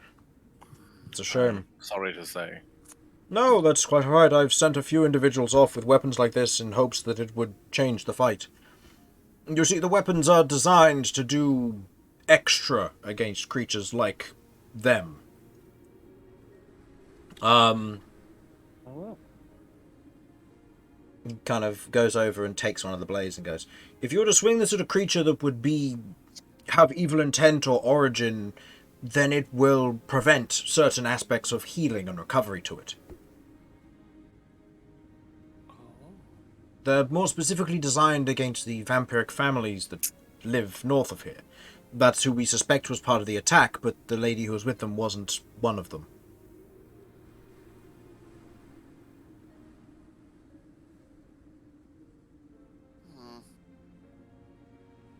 So she was sent outside from the family.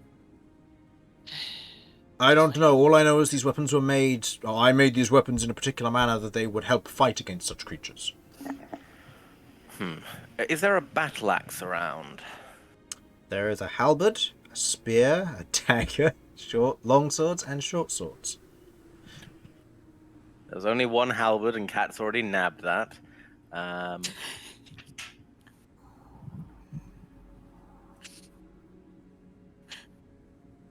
If you want the halberd, you can have it. I mean, Kat's asked for a needle, so if she gets the needle, she's not allowed to take the halberd. Oh. True. Oh, okay. So I'll take the halberd then, since, you know, two-handed weapons that are long are kind of my thing.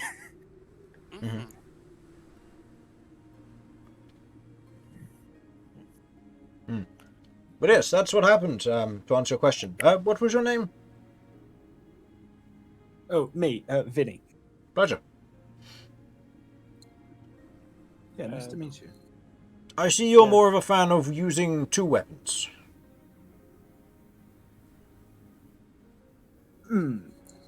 Now, strictly according to my rules, I'm only allowed to let you take one. But if you want, I can dedicate your weapons. They won't be as strong as those ones, but they will be workable.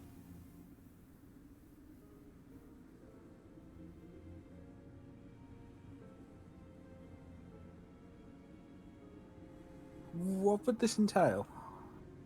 For the most part, I would have to work through the night to dedicate them. They would be able to do a little bit extra. They would be mimicking ghost steel. I wouldn't be able to make them fully dedicated, the same as these ones, to nullify any healing of evil-based creatures, but I can certainly improve them.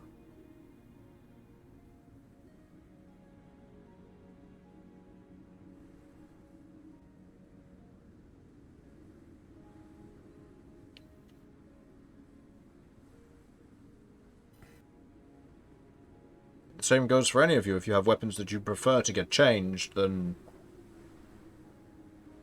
getting new ones. I know I haven't got the greatest selection. No, don't put yourself down. These are excellent weapons. The selection should not matter. Oh, I know, they're excellent weapons. It's just, some people have preferences. They should learn to adapt. Look at me, I've got like 5 different two-handed weapons strapped to myself. Yeah, I was gonna say at this point you can start looking like a. Hey, look, this one's weightless. It's fine. Yeah, this one's weightless, so this one doesn't actually account towards the invisible capacity of these weapons, because it gets to the point of where are you hiding them? Because you haven't got any like bag of holding or anything, so. Yeah. So the Bector Corbin starts off relatively short and gets bigger, so that one's chill. The Dane axe is usually on my back, and I'm usually wielding the club. Yeah. The maul. So I suppose this one's going across the Dane axe on my back. Yeah. So another one on the back to go with. Yeah. When does this become to the point where it starts increasing his AC because, you know, you can no longer attack him from the back? I've got my mecha suit made of when it gets to the point that his AC increases is the day that I make his movement speed 5 feet. Activate defense mode. Picks up one more weapon, puts his weapon away, and all of a sudden he's just defensible. Oh, man. But yes, Vinny, did you want them dedicated, or did you want to take one of these? They are specialized. I'll tell you what. One of my scimitars isn't actually magical in any way, so maybe it would make sense if I take this short sword. By all means. All right then. Okay. For those of you who are taking these weapons, and K too, K, as you otherwise sat in the corner and you eat this dagger, you feel this very cold sensation run down your throat and into your chest before you begin to kind of look at your hands and you try to mimic the scents, and you watch as they become solidly transparent, and it's a very gruesome sight to suddenly be able to see the bone on the interior of your fingers. But I like it. It becomes this kind of spectral blue metal for your claws, and the same goes for your tail as well, and you kind of begin to kind of maneuver this, and you suddenly realize that you can make pretty much any part of your body transparent if you want to at this point. Yeah. As you can move the living metal around, but most notably as you do this, you kind of note that it feels cold to the touch. Any of you that have one of these weapons, they have the following effect, and I will copy and paste this into the Discord at the end of the stream.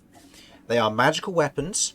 They deal an additional +2 cold damage on top of their normal damage. Additionally, these weapons are improved in such a manner that they will nullify all regenerative and healing effects that evil-aligned creatures will attempt to use. This means that if the 9th level spell Heal is cast on a creature that is evilly aligned when you after attacking them with this weapon, it will prevent the spell from working.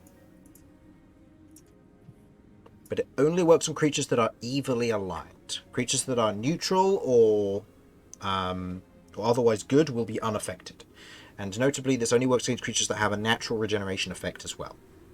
Would the cold damage still go through if they're not evilly aligned? Yes. Okay. Yeah, so it's just a flat +2 to cold damage here. Interesting. Hmm. I go around and I go up and show him what I did. Intriguing. Disgusting, but intriguing. Now, I think that might have a problem if you were to put it into the forge, given that... I imagine that's going to hurt. Now I'm tempted.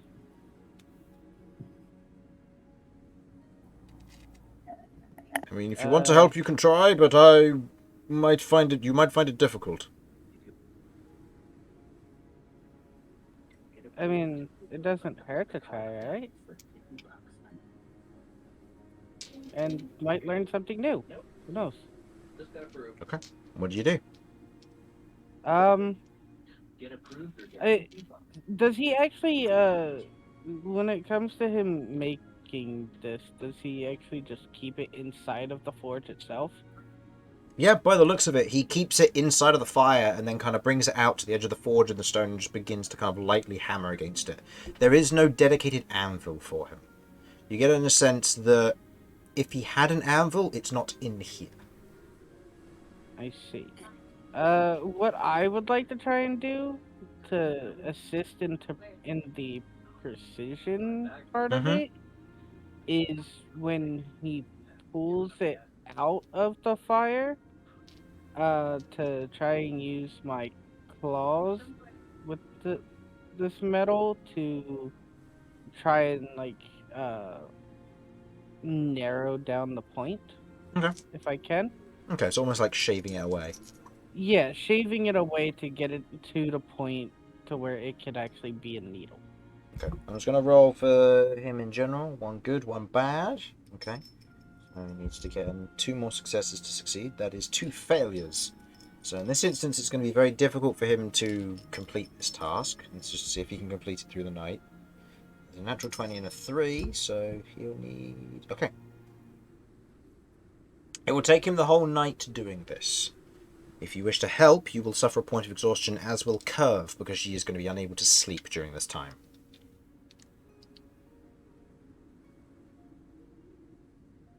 So do you wish to assist him in this? To assist him in getting it to be a point, yes, because it'll help Cat. Okay, so you will suffer a point of exhaustion as a result of this, and I'll say over the course of this, you will also take 8 points of damage over the course of you helping. Not as much as I thought it would be, but okay. Oh, no. I was waiting for you to stick your hand in there and then rolling 4d12 fire damage, but you didn't put your hand straight into the fire, so that's good. I didn't need to. I don't know. Party's done weirder things. Yeah, that's true. So, you each have your chosen weapon. Kirv's not going to be able to get any sleep, so Kirv is going to suffer from 1 point of exhaustion. Is there anything the rest of you would like to do? In regards to the cooking, Vinny, do you have any fire spells or magic or something? Like a bolt of fire that you can perhaps, or a flame you can produce? Ah, now that you mention it, no.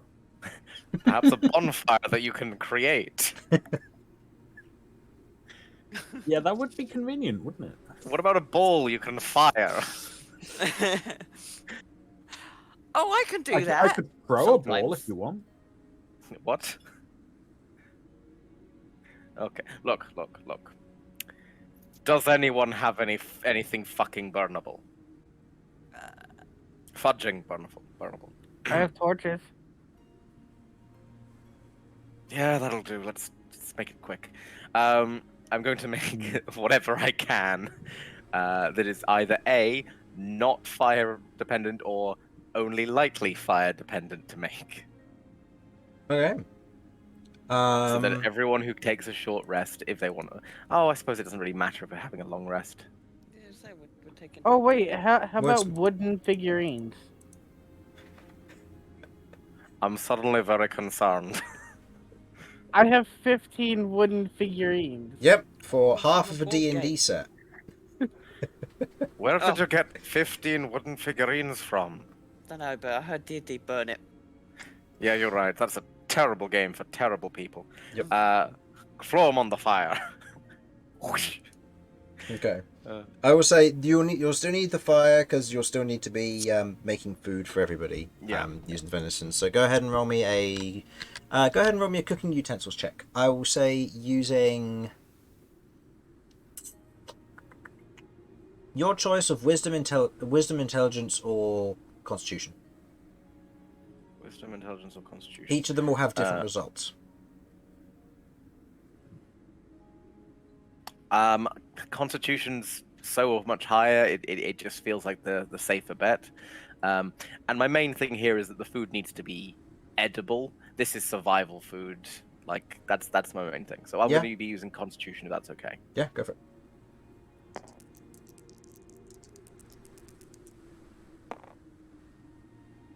Okay, so assuming my cook's utensils there, change that over to that. Plus 7, 19. 19. Okay. With the venison that you have and having a little bit of time in the fire to do so, you otherwise light the fire on the interior. It provides a much more illumination of the interior, which you note is less colourful than you would have liked. With the new light kind of brought in, you can see a lot of the old tapestries and paintings and all of the general art decor that was in here has faded in colour. You can see it's very bland, very almost whitewashed in certain cases, where the wind that has got in has taken away a lot of the colour and has damaged everything in here. You know that there are very thick layers of dust in certain areas of the temple. But as you otherwise do illuminate the interior with the bright light, the place generally begins to feel more alive to you, and you all begin to feel a bit more at ease, with the exception of Kirv.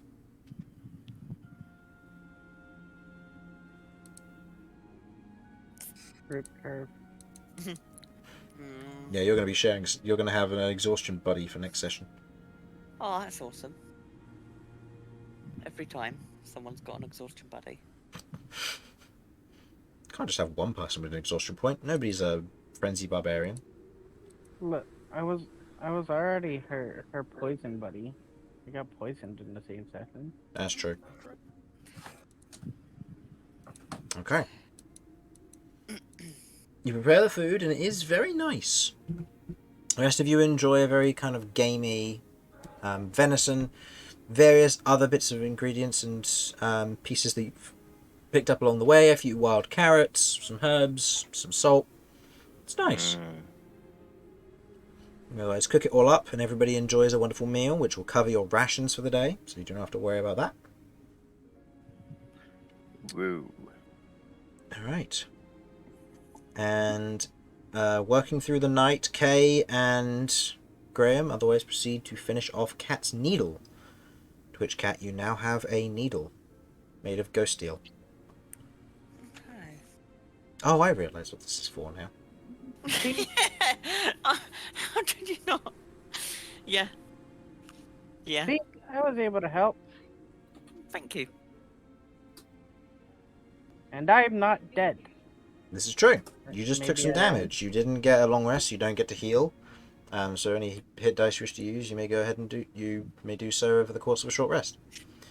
The rest of you recover from a long rest over the night, which is very peaceful. The wind is on the outside of the church.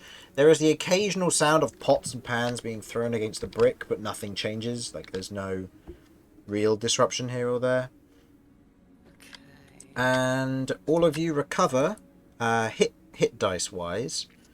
You recover an additional hit dice, so you will recover 4 instead of 3 over the course of this long rest. Oh, cool. Nice. Cool. Okay. Obviously, I was constantly fine familiar. Jeff's back. Mhm. Is Jeff +1 or just Jeff? Jeff is still +1. Okay. Thank More so. You note that throughout the crystals there are significant cracks on the interior, as if it's spread due to Jeff's death. You need to not let the parrot die. It's an owl, but yeah. It's an owl. Is this an owl now? Yeah, so I can see in the dark. How's that work? God, this day just keeps getting worse and worse. It's fine. Okay, this can be a problem. Right. At the moment I'm done with cooking, I am staying up to the point just before I would, staying up as long as I can without becoming exhausted to watch Graham work and try and, pick up a bit of an idea of how blacksmithing works. Okay. Also, go ahead and roll me an intelligence check in this instance. Oh, Can I- that's so funny when you say jokes like that. Can I theoretically roll one too, since I was helping him? Yeah, I was I was like, go ahead. helping the entire time. Yeah, go for it. 12. No, I don't want I'm to. not smart. I don't want to learn, but can I take notes for Romulus for later down the line? I'll say, Kat, you can take notes, make an intelligence check as well. And I'll actually say, Kay, where you would have exhaustion, it will give you disadvantage. I'm going to nullify that for this. So go ahead and roll it with advantage, sorry. Because you've been there the whole night. 7, 8.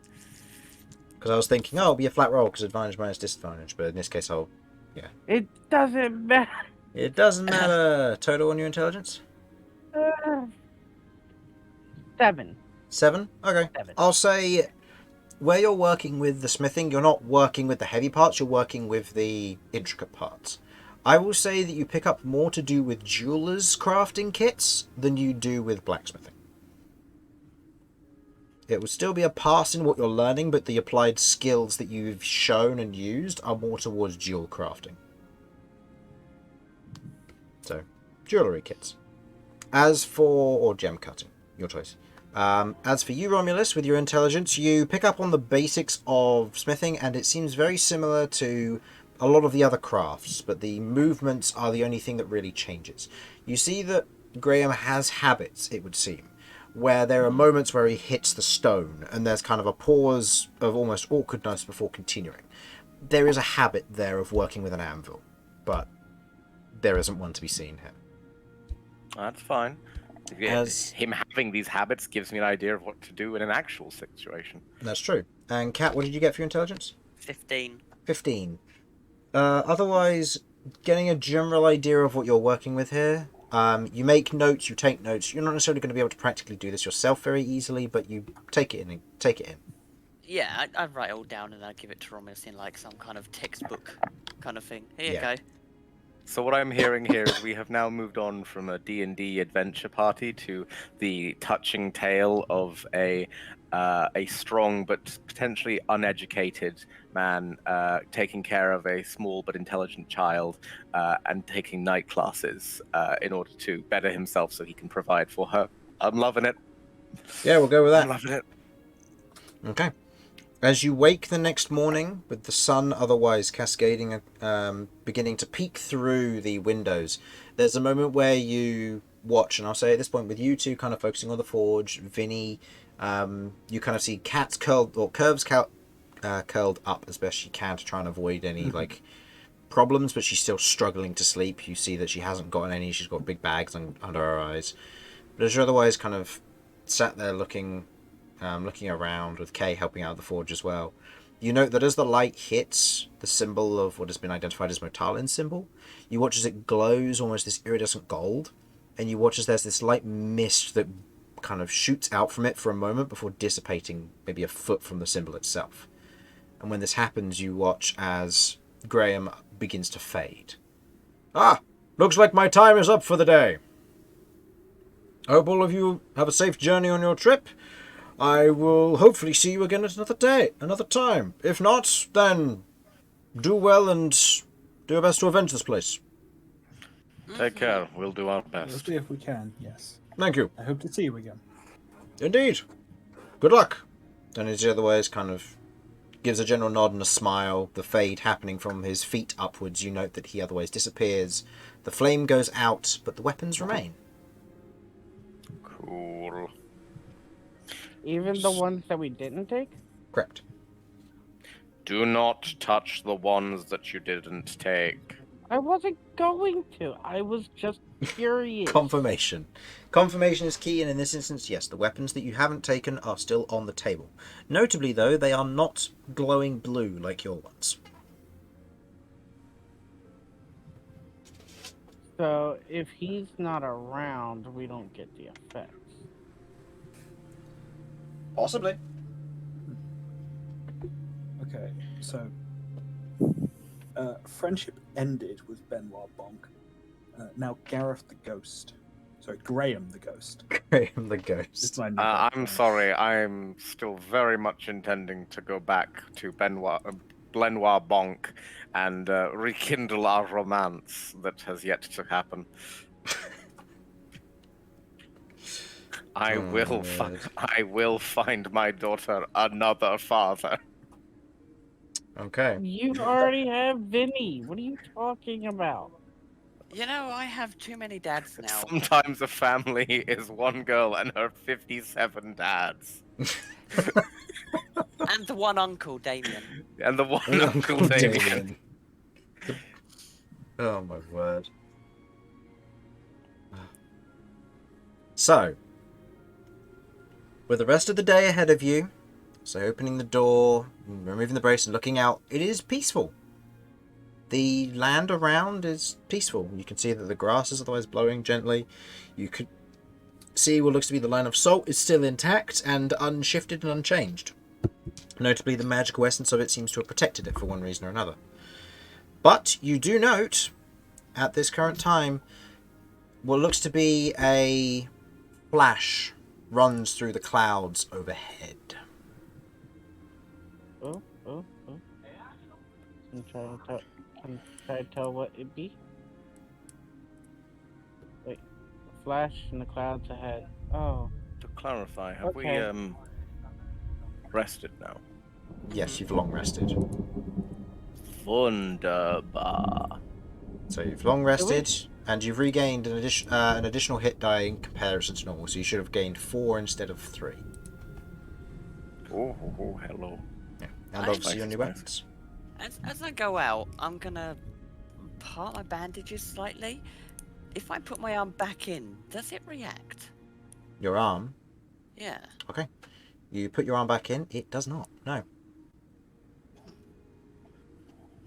Oh well. Okay. Just gonna keep on ploodling along.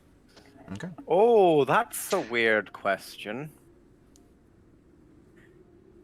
These weapons, quite specifically, stop the regeneration or healing of any kind of evil entities. Is that correct? Correct.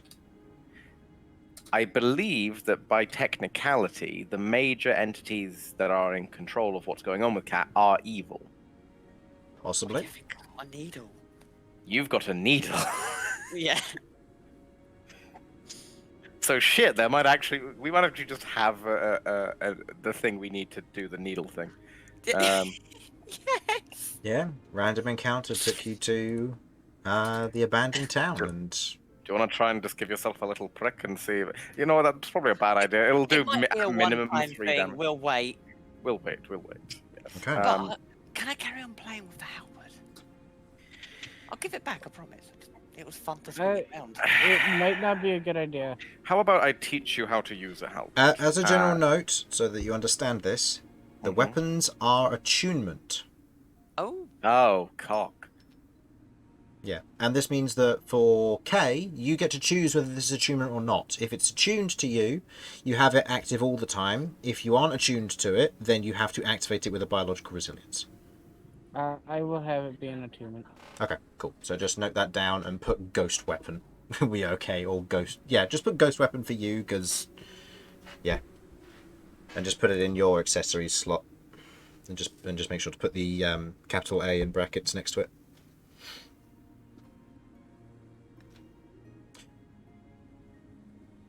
So it is attunement, so if you wish to give it to Cat, you can, but it'll unattune from you, meaning you'll need a short rest in order to reattune to the weapon.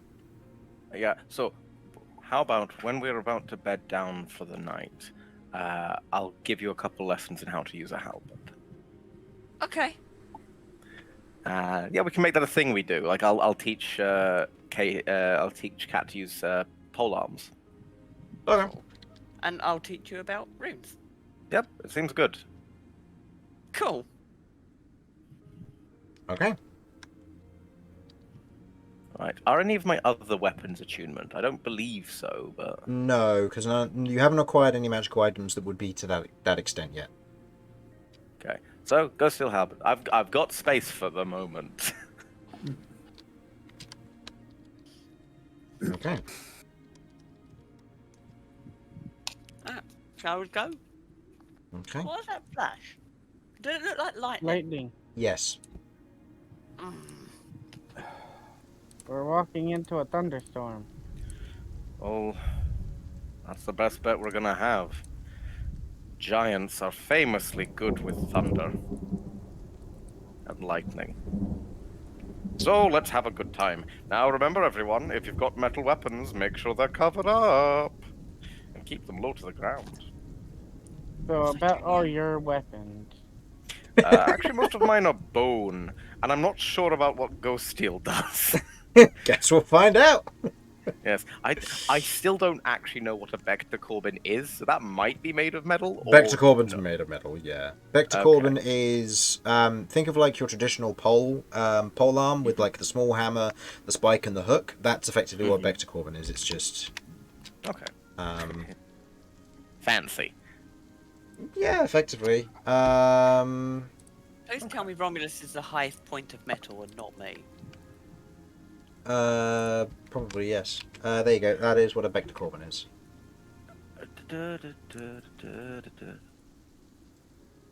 I'm hoping chat can see this. Oh, those No, things. Yeah, chat- they're absolute fuckers. No, chat can't. But the thing is, when it gets longer, it's the wooden bit that gets longer, not the metal. So it just gets longer and longer and becomes unwieldy at close ranges. That's why it doesn't do. That's why it's disadvantaged to do damage, because the That wrong makes part of sense. it extends. To explain to chat, it's essentially if you took a hammer, gave it a knife, and then sharpened the end of it into a stake. I think my description was better, but oh well. Okay. I'm just trying to, make things clear for chat in case that they end up wanting to know what the hell a Vector Corbin is, and for whatever reason are able to watch a stream but not have access to Google. Yeah, fair. Okay. Yeah, it's what if a warhammer, a war pick, and a spear Had a baby. all collectively had An a ungodly child. horrifying child. Mm-hmm. Can you imagine trying to just throw that like a spear? No. And he's got that big hammer head, so it's a bit front heavy. Yeah, it's not going to throw very well. Point down like a lawn dart. So, with that being said, who would like to roll the on the random encounters table for your journey? Oh, wait, I don't know when I last did it, but I do love to roll for random encounters and inevitably roll shit. Go for it. What am I rolling? I think Vinny was the one who rolled last, and we're going clockwise, so yeah, that should add up. Cool. Is Oh, it yeah, you're welcome. is it a D20? Just a D20, yeah. Yeah. Until I move to the new system for how I'm going to do encounters, but I Oh, need that to. went wrong. That's right. Yeah. Once I've rewritten 19. the system. 19. Okay. I have no idea if higher or is better or worse, or if it's completely random. For the most part, so you have a general understanding of how it works. It's a bit smattered in between, but higher and lower are worse. Middle numbers tend to be more just to do with the journey. However, Oh, yay. the higher and lower numbers are traditionally just encouraged encounters, so I'd like you also to roll me a d8, please. Oh, joy. 7. 7. Great. Okay. Okay. So, continuing on your journey closer towards the base of the mountain, the rain begins to pick up a bit more. The wind, similarly, picks up more heavily. And you begin to see kind of harsher, heavier flashes that begin to more thoroughly breach the surroundings. As you're otherwise moving through this environment, finding it a little bit more difficult to talk and finding your way being a lot more difficult, who would be perceiving at this current time, keeping watch? I believe, Kay, you've been doing that? I have indeed. Okay. Go ahead and do that, and Romulus, make me a survival check. You are making it with disadvantage, so if somebody wishes to aid you, they may go ahead and do so. Is that a Diva or just a Romulus? Aid Romulus. Okay. I will try. Cool. As we are traveling, I don't suppose there's going to be any good hunting during the storm. Doesn't look like it, no. It'll be difficult. The You main can try. Yeah, I mean the main thing 15. that I can do that might work is shoot down birds, but there's not going to be any birds out. in heavy Well, rain. most birds would end up going to their nests, so you And may there be are a able to like.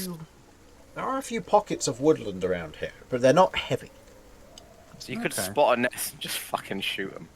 Yeah, okay, I could climb a tree in a thunderstorm. That sounds like a good idea. Yes. As I just said, you could shoot the nest and hope you hit something. In a horrible, like, you just fucking ruin that bird's day. You'll most likely fire the arrow and then the wind will just take it away and you'll be like, oh man, goodbye Yeah. arrow. I didn't say it was a good idea. I'm just giving you options. Now it's okay, when you're trying to keep watch, but you keep kind of... The rain is the thing keeping you awake. And watching is the thing that's stopping you, is the thing that's putting you to sleep. There's nothing out here from what you can see.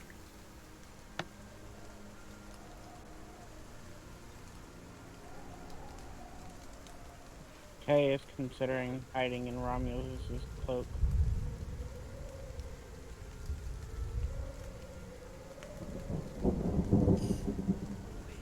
I heard no objection. Oh, God. I didn't hear what you said, but I just know it's not a good thing for me. Kay's gonna hide in your cloak. Fucking fine. But you make sure you keep that cloak clean. I am clean. I just took a bath. I've seen what goes on in your bag. I haven't been able to put anything in there recently. Cat chased away my food. They fled. You made us not take them out. Well, I mean, considering you didn't want to kill anything that had innocence with the spider people, why suddenly the urge to kill these when they were fleeing? Because I'm hungry. You could have had some delicious, delicious spiders. I wasn't hungry. I guess that makes sense. But if they're fleeing, they have the right to flee. That's fair. I agree. I'm just saying. Kind of a 50-50. Anyhow, let's continue on. I've got a 15 on the survival. Okay. Kay's hiding, so... Yeah, with the survival, you managed to keep a good heading in the right direction and carrying on. But with your watchmen otherwise trying to take us what rest they can just to try and burn off their exhaustion. There's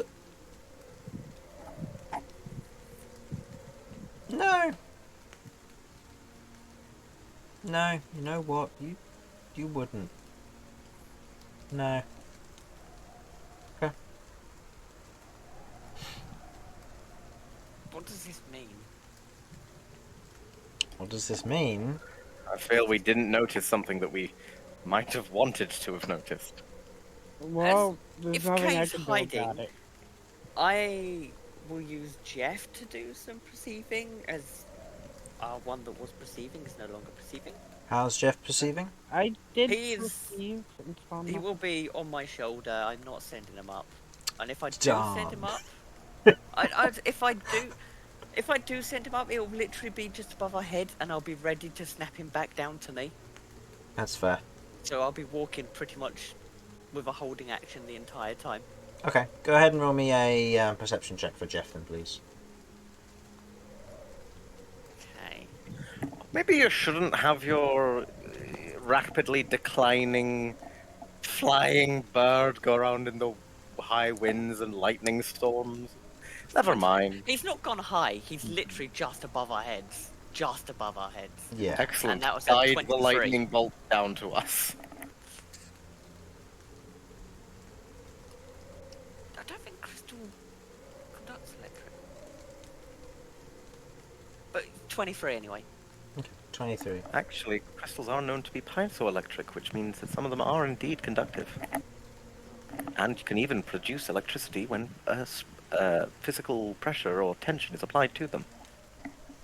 Thank you for that. You're welcome.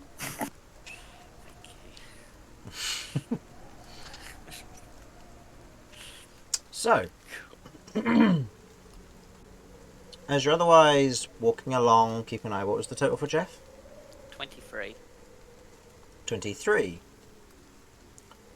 So, 22, sorry. 22. Okay, let's see if that makes a difference. I think. Hang on. Yeah, it's +3. Yeah. Okay. As you are otherwise travelling onwards, closer towards the mountains, you begin to see what look to be, or correction, Jeff begins to see some things which catch your attention. As you otherwise begin to, as Jeff otherwise kind of relays a message to you that there's something above you. Okay. As soon as Cat hears something above, that's it. She snaps her fingers because she's not risking him being attacked. Okay. Bringing him back down to her. Okay. Something above. I look up and move into a slightly defensive position of Cat. Okay. And get a face full of raindrops. Go ahead and roll me a perception check with disadvantage.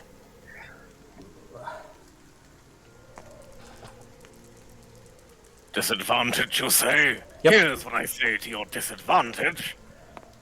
One. Nice. Yeah, that worked out so much better than I thought it would. Perception +4. That's a dirty 20. Dirty 20. Looking up, you can see what looks to be. Looking up, you can see what looks to be a form flying through the sky above. It kind of flies for a moment and then kind of dives and shifts. You note that it's almost thin like paper. These long, outstretched wings that almost form like a arrow shape, or an arrowhead shape, but the point is at the base of it, the bit that's its back, it would seem. It otherwise begins to kind of swerve and shift around, and you can swear that the creature itself, as it flies, gives off this ever so faint glint as lightning otherwise strikes around it and through it.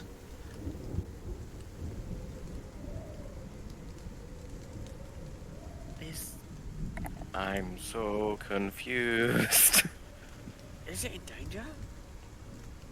Or are we in danger? Or is it just vibing? Maybe it's protecting us from the storm by absorbing all the lightning.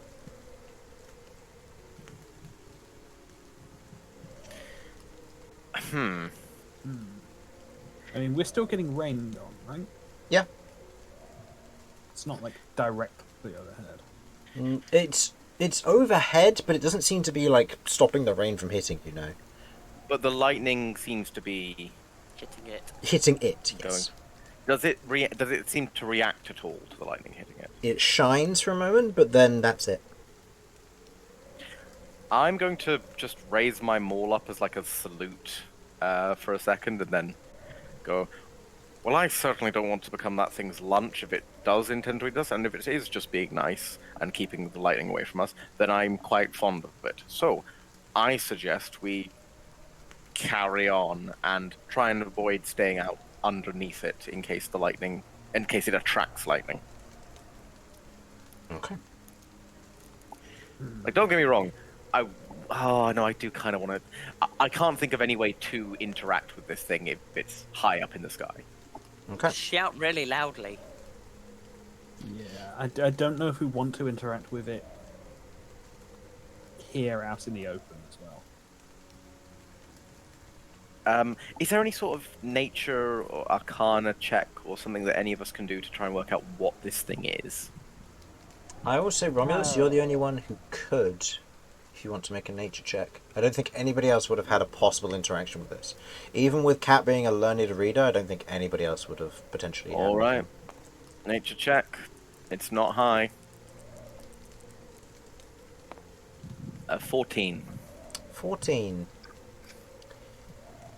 There's not much that you can think of. There are a few things, but they don't seem to necessarily match the criteria here. You know that there are legendary creatures, that, such as rocks, that do travel from one place to another, massive birds, but they tend to be more like in the shape of an eagle, so it's probably not that. You've had interactions with smaller creatures, but this is diving between clouds. This is a massive creature that's very far up. There's not much that comes to mind, honestly. Nothing that really conducts electricity necessarily.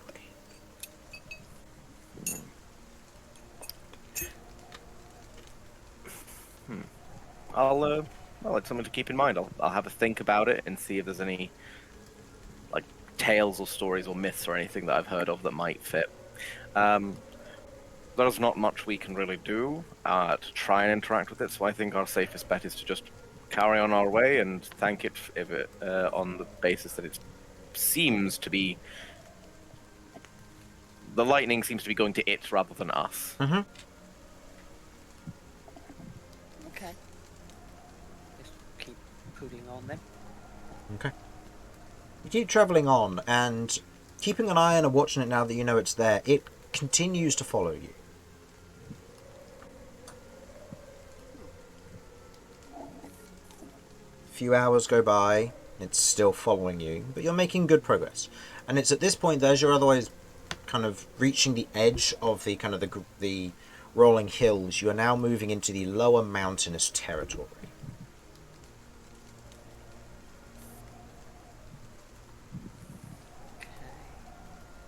I wave at it. Yeah, I was gonna do the same Okay. thing. It's been following us for hours. Okay. I mean, part of me feels like it knows we're here, so I mean, I might as well wait. Hi. Okay. And you otherwise move up onto kind of the lower mountainous areas. And keeping an eye on it, you then note that it begins to swerve and swoop, getting closer and closer to you all. Hi. I think it's coming to say hello. I'm still waving. Hi. It gets bigger and bigger. Oh, What's the terrain like here at the moment? You said we're getting into the lower mountains? You're getting into the lower mountains, so you're looking at more kind of rocky terrain, a little bit of looseness, but mostly just kind of undergrowth grown into the stone around here. There's nowhere to hide.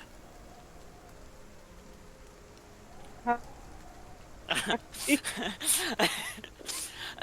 there anywhere up ahead, or are we looking like...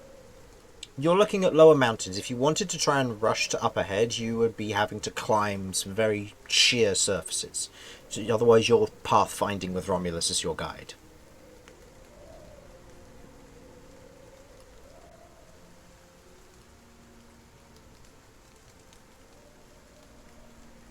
I don't know what to do here. I wanted to wait until it gets closer to try and judge its intent. But I don't think I can from the distance that it's at. Do we have an estimate of how far away it is at this point? It's getting bigger. And we'll definitely getting say closer. that you could see it in the clouds previously. Like it was like a dark speck in the clouds with flashes of lightning travelling through it and around it. Now that it's getting closer, it's continuing to get bigger and bigger. We found a dragon. This is bad. I don't regret waving at it. I mean, I can't outrun this. Especially not in mountains. No. Okay. I guess brace for impact? It might be just coming to say hello or eat us. Yeah, once it gets close enough to where I can see it a little bit better, I want to try and see if I can gauge its intent. Okay. I'll say go ahead and roll me an insight check. Romulus, go ahead and roll me another nature check. Oh boy.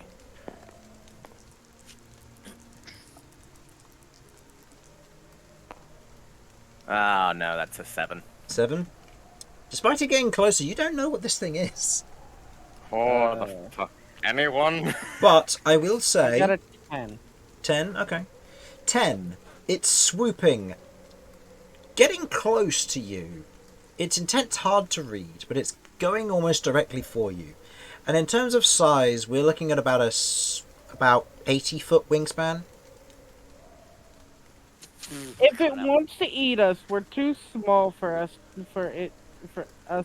to. If it give wants it to kill very us, we're much already dead. Yeah, there's also that. So I'm just gonna keep waving at it. And Hi. now that it's getting a bit bigger, can we make out any more of its features? Yes, you can. You notably see that its legs are otherwise very much tucked underneath its body. You see that the large wings that you can now clearly see are in two sets. A set of 2 more controlling, directing fins along its spine, and the otherwise 2 massive wings that are now stretched out from end to end. You can see that it is covered with these almost tiny, metallic-looking spikes along its body. 2 large horns that kind of curve down to either side of its head, and a large draconic-like snout. As you may have suspected, this is draconic in nature. Oh joy. You can see that the large tail splits into 2 along its back, and as it flies, you note that there was almost this electrical current that runs between them as these kind of thin lightning bolts, well timed, begin to travel through and across from one tail to the other in kind of jolts. As it otherwise flies down, as you're all kind of prepared for this and impact, you watch as it otherwise swoops and turns at the last second, beginning to kind of pull to a stop as it lands on one of the nearby rock surfaces and kind of looks back at all of you. Before kind of turning, the wings folding upwards into almost this large Spinosaurus-like fin to it.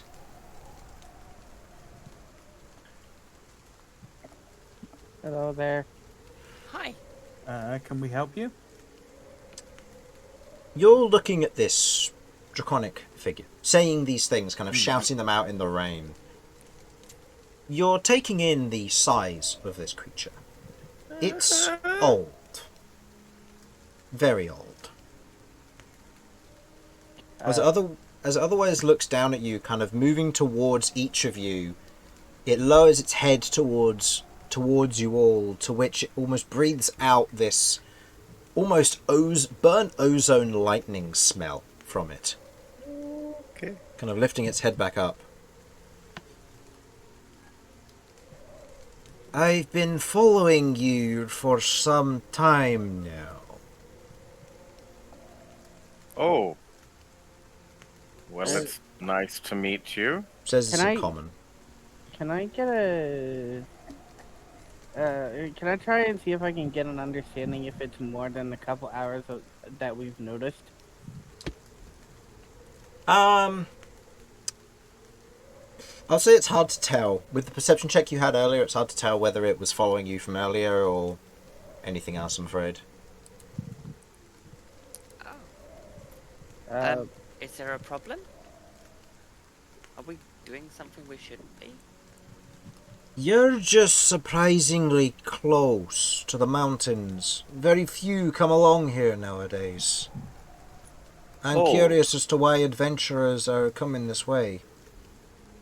Well, we didn't mean any harm. We've been asked to look into a giant ruins nearby, and we're told to try and have a look at it and see what it looks like and what's there. Is that a problem? No, not at all. For the time being, I've been sorting out what you've been attracting. What have we been attracting? Well, And thank you. It's storm season in autumn. You've been quite happily stirring up storm elementals by moving down there. Creatures know to hide in the rain. You've been moving. I've been keeping you safe from them as best I can, and have been dealing with them as such. Thank you very kindly. I'm sorry, we didn't realize. No, that's Apologies. okay. The adventurers are sometimes like that. I'm happy to help. Just stay safe out there. In the mountains, they're less forgiving. So, when it's storming, be still and don't move. Or make sure that you're traveling under cover. If the sky can see you, they can too. Understood. Okay. Thank you for your concern and your help. That's quite alright. I'm just traveling through the area. Just don't get to see many adventurers nowadays. And you said you're heading to one of the giant fortresses. Yes, Oh, apparently I've been there. abandoned. Very few of them Well- are. Well, Supposed to be in these mountains. I'm gonna try and convey where it would be roughly, based on the map we were provided of where it was. That one will be outside of my area of expertise, I'm afraid. That's fair enough. I don't but- dwell in the mountains all that much. I more live up there. Kind of nods to the sky. Oh, is that like a cloud thing, or sorry, I don't really understand. I'm not really good with the whole magic thing, so it's kind of it's very cool for me that you can do basically just live in the sky. I just think that's impressive. It's interesting. I can't reveal too many of my tricks, you know, for No. safety's sake of my brood and such, but yeah, it's nice to live up there, and it's interesting to have somebody travel so close to home. That's fair. Wow, I've never actually seen. This is really cool. It's really cool. I've got a question. Do you shed scales? Not on the regular.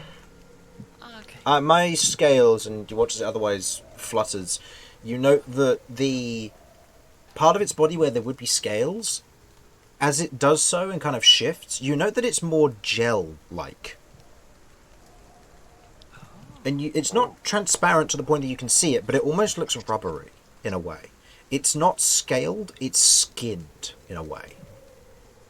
Oh, can I touch? Can I touch? Please? I'll refrain from that. As much as you are friends and I've helped you, it's It's a bit impolite Odd. for someone to just start touching you. I respect that you asked, but in this instance I'll refrain if that is all right. Can I at least inspect? You may. Alright, I'm getting down and I'm like getting close. I'm getting close-ish, but not too close, so where it might be too uncomfortable. But Mhm. I am getting close to look. Yeah. And you can see that there is almost like this layer of what looks to be almost these slight sparkles on the exterior of it. Like a thin sheen of some oil, almost, to it. And as you otherwise do get a better look, it's odd for this kind of creature. But as you expect, dragons have scales. This isn't anything like that. So, I'm sorry if this sounds rude, but I am still learning of the world. What are you? I am a dragon. We are more commonly known as cloud dragons, though. Have we met a dragon before? Drone one. That wasn't a dragon, it was a drake, wasn't it? Now, as a No, dragon. it was a stone dragon. The great stone dragon! We cloud dragons tend to be more friendly towards your folk because we aren't hunted as much. I don't mind helping out travelers in a time of need, so long as you don't come after me at any time. I don't know. it's reasonable. I'm more of a if you don't harm me, I don't harm you type of person. Same here. I Well. can't harm them. I will let you be on your travels. It has been interesting meeting all of you. That's for certain. Can I ask a couple of questions quick before you head off? Make them quick. I do have things I need to get to, I'm afraid. No worries. You said this is out of your realm Yes. Okay. Could you give us a rough, make sure we're going in the right direction? If you could just point a direction so we know we're going correct. You were walking in a little bit off course. Head a little bit more due west and you should arrive at them, but I'm not certain exactly where you are aiming. It's more of a general area from what your friend was saying. They seem to have a general understanding of the mountains and where to go from here. Okay. Well, thank you very much. Oh. Do you have a name? I do, not one to give out, mind. But you can call me you. Pleasure to meet you. I am Kay. I'm Kat. Romulus. Vinny. Pleasure. And And Kirv. Kirv. I don't mean to be rude myself. I understand that dragons tend to collect things. What can I ask? What it is that you collect? And I'd like to provide some sort of remuneration for your kindness in keeping us from, well, getting crispy fried by lightning. So if I happen to have something that matches up with your interests, I thought I might provide some. Most dragons collect gold. I myself do not. Collecting gold is rather meaningless. They're valuable, yes, but they're not really workable inside of clouds. What I like to collect are rumors, names, whispers, things of interest. I think I've got something you might enjoy. Do you mind if I approach? By all means, if it's easier to say. I'm going to approach and I'm going to whisper in a way that means that literally no one else can hear because dragons have incredibly high perception, Yep. so presumably can hear really well, so I can talk as quietly as possible. Excellent. I'm going to I read am- this lip. With my face pointed away from the rest of the party, I'm going to tell him about what's going on with with my siblings and I. Oh, okay. Oh yeah, I'm going hard on this. Interesting. It is something fun to hear, and I look forward to hearing of your progression. Well, if you ever wish to be involved in a rumor, I'm looking for somewhere to hide something, if you catch my meaning. I've done a favour for you all today. Fair enough. Taking another would be impolite of me, I believe. Of course, of course. Thank you again. And, I will also give a whisper. Okay. Because I do not understand their abilities to the fullest, I will give him a whisper of what I know of Crow. Of who? Crow. Crow. Crow. Yeah, Crow. Oh, sorry. Yeah, sorry, my brain was like, what, the bird? They know plenty about crows. No. Okay, my no. Crow. Your crow. Okay. I've heard of a few like you before. Like them before, but never to the same extent. Intriguing. Anyone else? I mean, you know, I think I'll go over and I'll give the justification as to why I asked about the dragon scale. Yeah. Wasn't being rude. Okay. oh, yeah, no, that's fair. In regarding to needing the material Yeah, and why. yeah, exactly.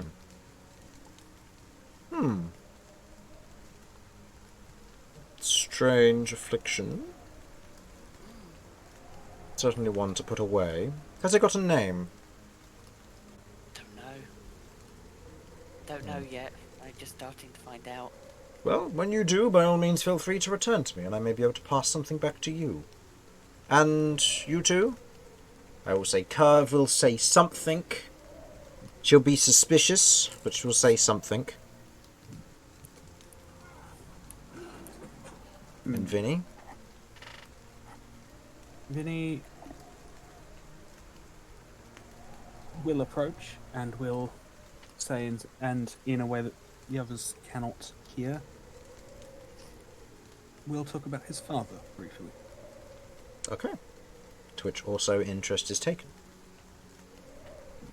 Well, thank you all very much for your payment. These will be wonderful collections to my memories and my hoard. You all take care and have a good day. It's been most interesting meeting all of you.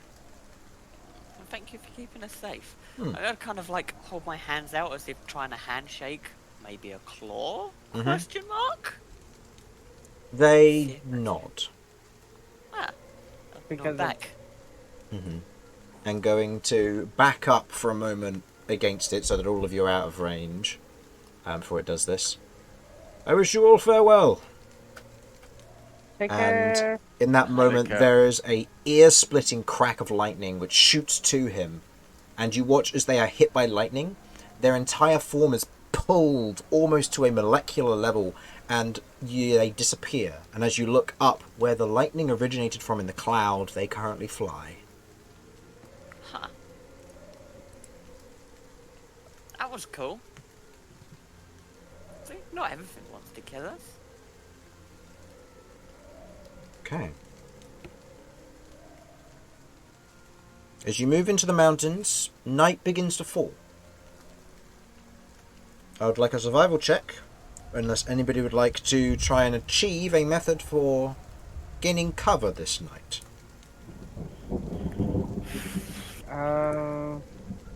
Besides for sending out rats to find anything that may be available? As we're getting near So mountains, make an investigation check for the rats. So -4 on this, without exhaustion. And go on, Romulus. as we're getting near to mountains, this would kind of start to be my territory. Yes, it would. Right? Yeah. I would like to try and use that knowledge to find somewhere that would be safe. Be that trees that might grow up on the sides up the mountains as it begins to elevate to create a shelter with its roots, or cave systems that I might understand to be in this area based on the local geography, that sort of thing. Yeah. Okay. Go ahead and make me a survival check. In this instance, Survival. In this instance, the DC is just lowered because you are working with your favorite terrain. The rats find several caves and nooks that would fit Kay and the rats. The rest of your party is a bit big, unfortunately. 17. So your rats find a few good hovels for you to work with, but as it stands, most of the hovels that they find, unfortunately, are quite small, Kay. Okay. But at least you know that if you need a hiding spot, you know that there are plenty nearby. And Romulus, 17 was it? 17. Moving further up and kind of getting a general look around, there's a moment where you kind of pause and point as you do see the beginnings of treetops a little bit further in, where the mountains must form some form of divot or join at the base. And as you otherwise begin to move up and through, it takes a little bit of extra travel, which into the night does make it a little bit more treacherous for you, but you do eventually arrive at what looks to be a small woodland area. There aren't necessarily roots to provide cover, but there is tree cover. Excellent. Then I will find the place that is most densely packed, but not directly next to the tallest tree, and try and set up camp there with my delightful pop-up tent that's completely waterproof. Yep. Da-da-da-da-da. Oof. All right. As you all set up your tents, I would like, given the shelter, I'll say that the skill check isn't necessarily necessary for this, but for cooking food will be, unless people wish to use rations. Should you fail, ingredients will be wasted. This is Kirv lacks food currently. yes. Cat. I will attempt to cook, but I would like to ask the others to assist in any way they can think of to try and minimize the issue of the rain, and Okay. I'd ask for an assistant to help me with cooking. Can I use mold earth to create sort of like a fire pit? Oh, that's sort a. of ordeal? I mean, frankly, you could use it to make like a miniature oven. Like you could create like a out of earth, like sort of clay, create a clay oven sort of thing, and then we could put it in there. That makes life a lot easier. Yeah, that's really. Romulus is describing how and my sort of moulding earth might have Okay. passed a couple of times, but make a sort of clay oven. Yeah. Okay. So you make a nice, simple clay oven for it to work. So I'll say that is automatically a success there. And I would like for assistance from someone who feels confident in cooking. I would prefer an adult. As a cat slowly raises a hand, it says adult. Oh. After all, young girls should be studying in the tent where it's nice and safe and warm and dry. Yeah, I mean, I've lived out on the road before. It won't exactly be gourmet, but I can help you make some, like, trail food. All right, let's get started. So I'd like to forcibly take the aid action from Vinny. Okay, that's fine. And Kay, is there anything you would like to try during this time? This will be either as a backup to should Romulus fail, or as an embellishment to potentially make it better. I would like to go for as backup. What I was planning was to make sure that the food is at least minimally as minimal of nutrition that people need once a day. Okay, so I'll say make me a medicine check in this instance then. And Romulus, go ahead and roll me your cooking utensils. Yeah, and I'll say you've got the aid of Vinny here. I swear, with disadvantage, I'm getting nothing above a 5. Oh, thank God for advantage. I mean, the 18 was the first one. But assuming we're still doing con, that would be a 25. Okay. I will say I got a K. 10. With the 10 on the medicine, you otherwise, I will say in your case, in this situation, you otherwise provide the backup in this instance, but you are made aware that Romulus is very much packing as much as he can with what little as he can from the things that he has. So Romulus, if you are cooking something, go ahead and mark off whatever ingredients you might have in your inventory here, and this will provide rations for everybody. Okie dokie. So, what I'm going with here, did we have any of the deer left? For example, its bones. You would have had just the hide, because you didn't want to take too much of it, because if you took too much, then you would have had to worry about trolls following you. That's fair. In that case, I will be making very simple cheese and dried apple, not quite pastries, like hand pies type fritter things. Yeah. So essentially just a very simple water and flour base with a little bit of sugar and sugar or salt thrown in, cheese, and then the dried apple to create something that's not sweet, but it's certainly not. But it's got like that little bit of freshness to it. And so I will be marking off. How many pounds of cheese would you say that would take? Because I've got a wheel of cheese, and I don't think I'm going to use the whole wheel. I also used Got 3 pounds of wheel of cheese, which is pretty. It's not insignificant. No, it's not insignificant. I will say mark off 2/3 of it. Okay. So say you have 1/3 left of that wheel of cheese, so 1 pound's worth left. Cool. Seeing as this is being used alongside other ingredients that you have, but mostly it's cheese, we'll go with that. Okay. I would like to do one thing before it's time to sleep, and that is I would like to have the rats go out and scout around and see if they can find any small animals that are hiding out in the rain as well. Okay. To help procure some food. later on. Okay. Also, go ahead and roll a survival check. I believe they only have a +0 to this for your rats. And 15. Okay. With the rats otherwise heading out, they do find food for themselves. They find bugs, they find small roots and stuff. There are a few other animals that are around the area.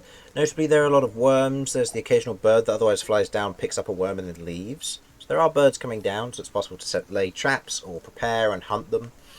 There's what looks to be the occasional ground-dwelling creature, such as a mole or shrew or rat, otherwise running around on their own. Some wild ones in this particular climate. But other than that, this area is fairly quiet. There are what looks to be, I'll say with the 15, there are tracks for other creatures that move through here. Larger creatures. Will look to be a few goats. There look to be, from the tracks, will look to be a few bear tracks as well.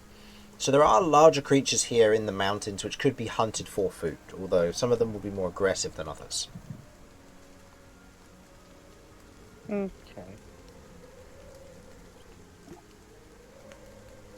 I wonder if I could get the swarm to take out a bird.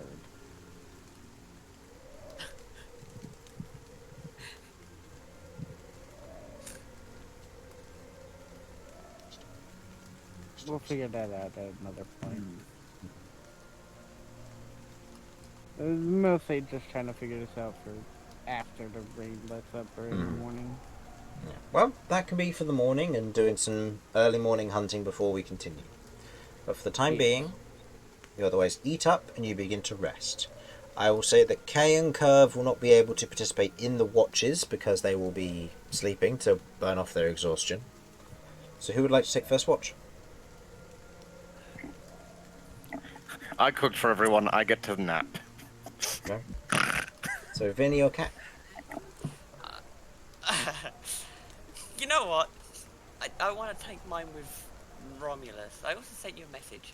I saw the message. Yes, the two people who can't see. Do note that at the moment there are 3 of you who need to divide 3 watches up unless you wish to have a watch unmanned. Oh. Yeah. You can risk it if you want. That's up to you. It just means that when I roll on the random encounter table, I'll be rolling on my own, and if it ends up being a dangerous encounter, then that's almost certainly going to be a surprise round, depending on what it is. Alright, how about me and Kat go first? Because that way, if once we're done, we're done. So if something happens, we've at least gotten as much rest as we can, I guess. No, I mean, you've got three watches throughout the night, and only 3 people to do it, because the other 2 have exhaustion, so they can't participate in this. Oh god, fuck. So they have to be 3 solo man watches. Okay, so I guess I'll go first then. Okay, I'll take second watch since it's the darkest and I have dark vision. Mm-hmm. Okay. Right in the middle of the night. Okay. Then I will take the last watch. Okay. So Romulus, during your watch, you otherwise stay up and otherwise begin to kind of keep an eye out as best you can. Go ahead and roll me a perception check, please. Oh, I am so not going to do very well at this. And I need to see which one I need to roll. Okay. That is a natural one. Natural I one. see fuck all. Correction. You fall asleep.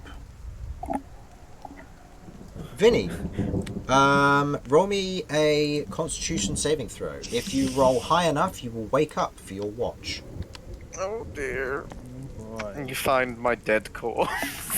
Oh, come on. Ugh. Total? Constitution, that's a 10. 10? No. You don't wake up for your watch, and Cat, go ahead and roll for yours. Just note that Jeff is out as per usual. Yeah, so Jeff will be keeping watch. That will be it. So go ahead and roll for Okay. your Constitution save to see if you would wake up during your third watch.